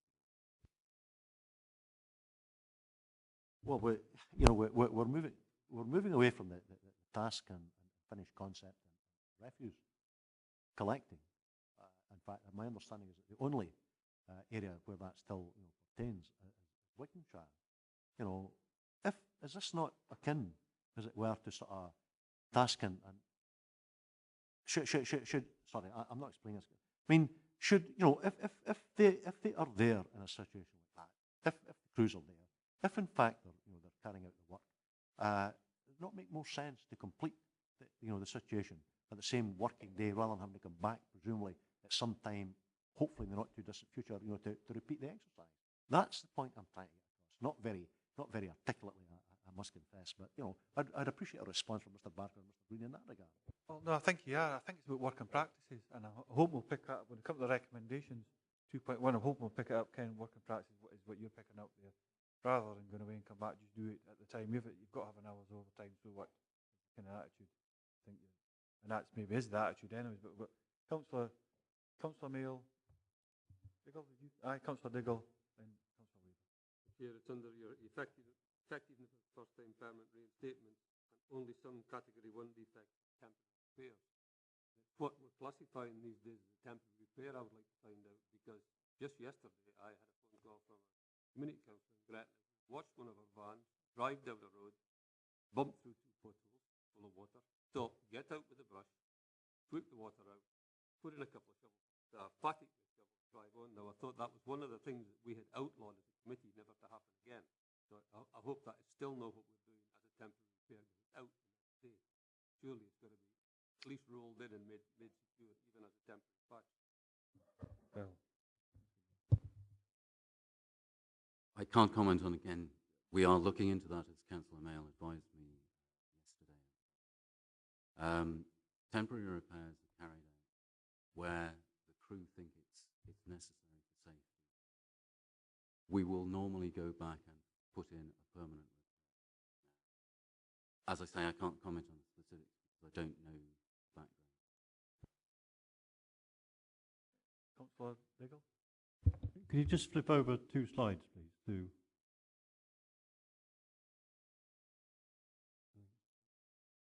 and one more. There. Are all of them sealed like that or not? Because there's some up near me that aren't sealed like that. Now, as I said before, Councillor Diggle, it depends on the material in the surrounding carriage. That's the point I'm trying to pick up on, I think, but it's still even though it hasn't got that band on top, it's still effectively sealed, even though but sometimes to stop water penetration. Lever. Yeah, going back to question 3, I see the safety inspection for urban bus routes is 1 month. Bearing that in mind, for Eggle Street, speed bumps, the back of the football ground, they've all more or less fallen apart. Repairs are falling apart, etc. There's now one part, a huge pothole, which basically you can't avoid now because it's so deep and it's right next to the speed bump itself. Will they have been picked up? I mean, some of them have been there since the really bad winter 2 years ago. The damages to the pothole. And what is the timescale for the repairs? The timescale for different categories of repairs in terms of potholes? Because some of them have been there at least 2 years, and even if they were the lowest category, I would expect them to be repaired by now. Certainly, and Councillor Lever, we will speak to you about that particularly. You asked about the repair response times. We aim to make safe or repair a Category 1 defect within 48 hours, Category 2B to make safe or repair within 5 working days, Category 2B to repair within 4 weeks. We have a further category which we call Category 2C, where there is the beginnings of a defect, and we will monitor the situation, and that would be over a period of 6 months. You want to come back? This is part of the value for money, effectively, because we do know that these repairs are going to get worse and worse. You know, they do provide a real safety hazard on the road. You know, we need to get back and tackle these more quickly than now, doing it more, particularly given the investment of £670,000 in the permanent repairs.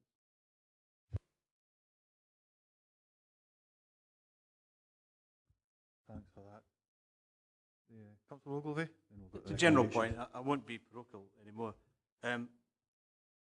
If somebody goes out and looks at a road and decides it needs some structural work, that work started, the next day it stopped because it was worse than inspector thought. That's a communications thing, so I only found out months afterwards why it was stopped. The question I'm asking is, the inspectors go out, surely are experienced enough to say, well, it's X, Y, or Z. So the appropriate work is identified, so when the contractor comes, they know what they're going to be doing. In this case, it was a contractor. So the question is, do we have enough experience from roads people to say, yeah, that is X, Y, and Z, and that's the fix it would need? Yes, part of the £626,000 that was awarded to Policy and Resources for changing our way of working was invested in training for our road safety inspectors. So we now have a more consistent approach and a better informed approach. So yes, we do have the experience. Last one, we've got recommendations. Thanks very much, sir. But can I make a plea for the for the sort of common sense approach to be adopted? And I would cite the old proverb of a stitch in time. Classic case in point, in my own word. Number of fair old length of time ago, complaints of the state of a rural lifeline link. Actually, it serves a farmhouse and 2 cottages. At the end of the day, you know, there was a certain amount of work done, you know, in relation to that stretch of the rural lifeline link between the main road and you know, the one coming up from Wigan. I'm never quite sure whether it's 746 or 7. But, you know, it was done to the length of the 2 farm cottages. Nothing was done in relation to the rest of the road. Eventually, the farmer contacted me in a little short of despair. Went down, you know, sort of drove it myself with difficulty. The road was almost impassable. Now, you know, the council finished up having to do that, and it's cited in there, you know, sort of cost of over £26,000. Now, the comment was made to me by the farmer. He was extremely grateful that he got ultimately the whole of the road resurfaced, but his response was, well, if the potholes had been filled in originally when I asked them, you know, you probably wouldn't have had to have resurfaced it. Now, that to me is a classic example of the old, as I say, proverb, a stitch in time saving 9. Perhaps, maybe unique circumstances, rural lifeline links, of course, normally do serve more than 3 properties. But at the end of the day, we shouldn't lose sight of that. Common sense approach very often can pay dividends, and dealing with the work as soon as possible rather than leaving it till the deterioration becomes such that the road is almost impassable. That's not in anyone's interest. For like comparisons in our region, well, point well made. Right, we've got the recommendations. Picked up, we've had a really good debate in regards to this. I did know it would take a long time, but very worthwhile, I think. 2.1, members are asked to note the progress of DG First in delivering road surfacing schemes through the Roads Maintenance Management Strategic Commission as indicated in Appendix 1. Derek. Thank you, Chairman. I understand the committee's wish would be to also acknowledge that you consider the note arising from the meetings of the chairs and the vice chairs of FES and DG First, and in particular you've welcomed the last 3 bullet points in paragraph 1 and agreed that a future report needs to address, I think, 3 key activities: a communications plan incorporating feedback to the public and elected member feedback; secondly, a quality assurance framework picking up the points that were made through the discussion; and thirdly, further consideration and analysis of the cost differentials in relation to paragraph 7. Clearly a lot of details there. We'll pick these up from the note. I think that would be my summation of your decision in relation to paragraph 2.1, Chairman. Happy to take members' feedback. The only one thing I would add to that is the quality assurance framework was to be embedded within plan environment. So we could have that as that was the table, so we could scrutinise that ourselves. Right. If we agreed with that, that's 2.1 with the additions on there. 2.2 is endorse the proposed action plans to be taken forward in delivering the recommendations made in the Maintaining Scotland Roads, a follow-up report. The Dumfries and Galloway Council local follow-up report in brackets September 2012 is indicated in Appendix 2. Now, if we go to 3.2 in the report, we have the 3 bullet points with the Audit Commission criticised. I think that pretty much is. And the 3 items made in audit report action plan agreed with officers. Now, if we go to 3.3, we have the 3 action points on the back of there. If we go to the last bullet point, it says that the Council will continue to seek opportunities for the provision of maintenance service to trunk roads maintenance agents and will continue to monitor the market for further opportunities in partnership working and shared services. The point was made to us very clearly, and I picked up on it in question 10, that really responsibility lies within the DG First Management Committee. No other responsibility, I would say, and I'll take members' views on that, and obviously officers' advice, that lies within DG First Management Committee's responsibilities. But for ourselves, I think there's a very similar bullet point or action point that we should be looking for best value in regards to plant environment services, and we should be looking to make sure that we're looking for to improve or gain the best commission we possibly can, whether it's commission, whether it's through better forms of procurement. So I wonder if we could form some form of words there that would be inclusive. Would that be competent in the first place? But I think, as it is, that's really for DG First Management Committee to respond on. And for ourselves as commissioners, I would say that we are looking for the best commission stroke procurement we can possibly gain for the taxpayers, pretty much in Dumfries and Galloway. Could you comment? Unless there's any other questions first in regards to that, Bill? I think, to be honest, the first part of that bullet point, as you say, is for DG First Management Committee, and in fact, I've been asked to bring forward a report on the new arrangements to my management committee. But I think the second part is actually part of the commissioning and delivery partnership. So it is for both sides to take an active view in shared service and partnership working. Okay, if we're going to word it in such a way then, from the Planet Environment Services Committee in particular, Planet Housing and Environment Services Committee, I'm looking from, because it says it's being asked to agree that we can take on board the shared services point, but I'll still say it's, for the sake of this committee, it's the best commissioning stroke procurement methods that are available to us as a committee. We should be looking at, as well as the best opportunities we have to with working with shared services. Still say that unless the committee is otherwise minded. Is that acceptable in the formal words, or could you format it in a better way, Derek, please? Response initially, Chairman, would be that you may wish to add at the third bullet point simply as a means to secure best value. Quite clearly your interest as the Commissioner that you achieve efficiency and best value. I'm happy with that, and it takes all aspects into consideration at that point. Members okay with that? Excellent, to the least. Okay, that is 2.1 we've done, we've added to that. Derek, what we'll just do before we finish up, because that's as good as done. 2.1, if you just remind us again exactly what you've said in regards to that, and 2.2 we've agreed, again, taking into consideration the extra point you've made in bullet point 3 at 3.2. Thank you, Chairman. Understanding on 2.1 is obviously you noted the progress in Appendix 1, but you further considered the note of the meeting between the respective chairs and vice chairs of the two committees. You welcomed the 3 last bullet points in paragraph 1, that was the point specifically. Moving forward, I think you recognise that you require a further report to this committee. There are 3 themes within that report: communications plan in relation to feedback to the public, feedback to elected members. Secondly, a quality assurance framework within planning and environment services. And thirdly, further detailed analysis of the cost differentials identified in paragraph 7 of the note be further considered. Would be my understanding of 2.1, and in 2.2 you endorse the bullet points at 3.3.3 with the addition of as a means to securing best value and cost efficiency. On tab 5, we've lost 7 members who were present today, excluding those that were apologies. Probably for the 2 meetings back to back isn't helpful, because a lot of people are on both committees.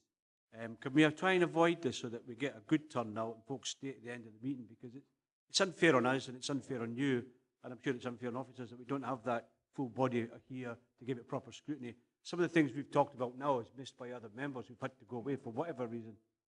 And another thing, Derek, I can't hear a thing when that fan's on. That's a serious point.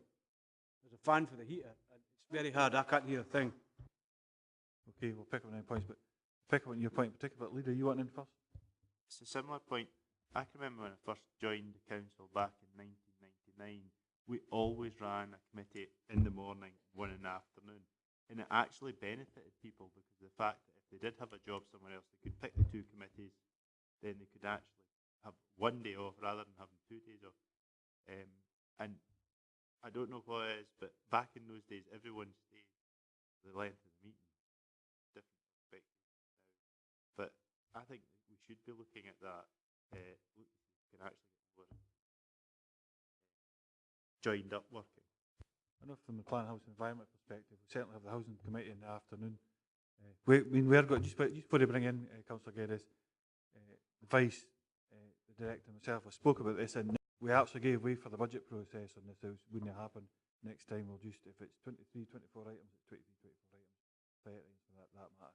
We'll stick to the day that's scheduled in as agreed at full council. 18th of December. Councillor Geddes. Respectful to the leader, I think I would counter by saying that, in 1999, and he and I are fellow members of the same class, I don't think we looked at performance management and scrutiny in the same rigorous terms as we're seeking now to achieve. I'll say no more.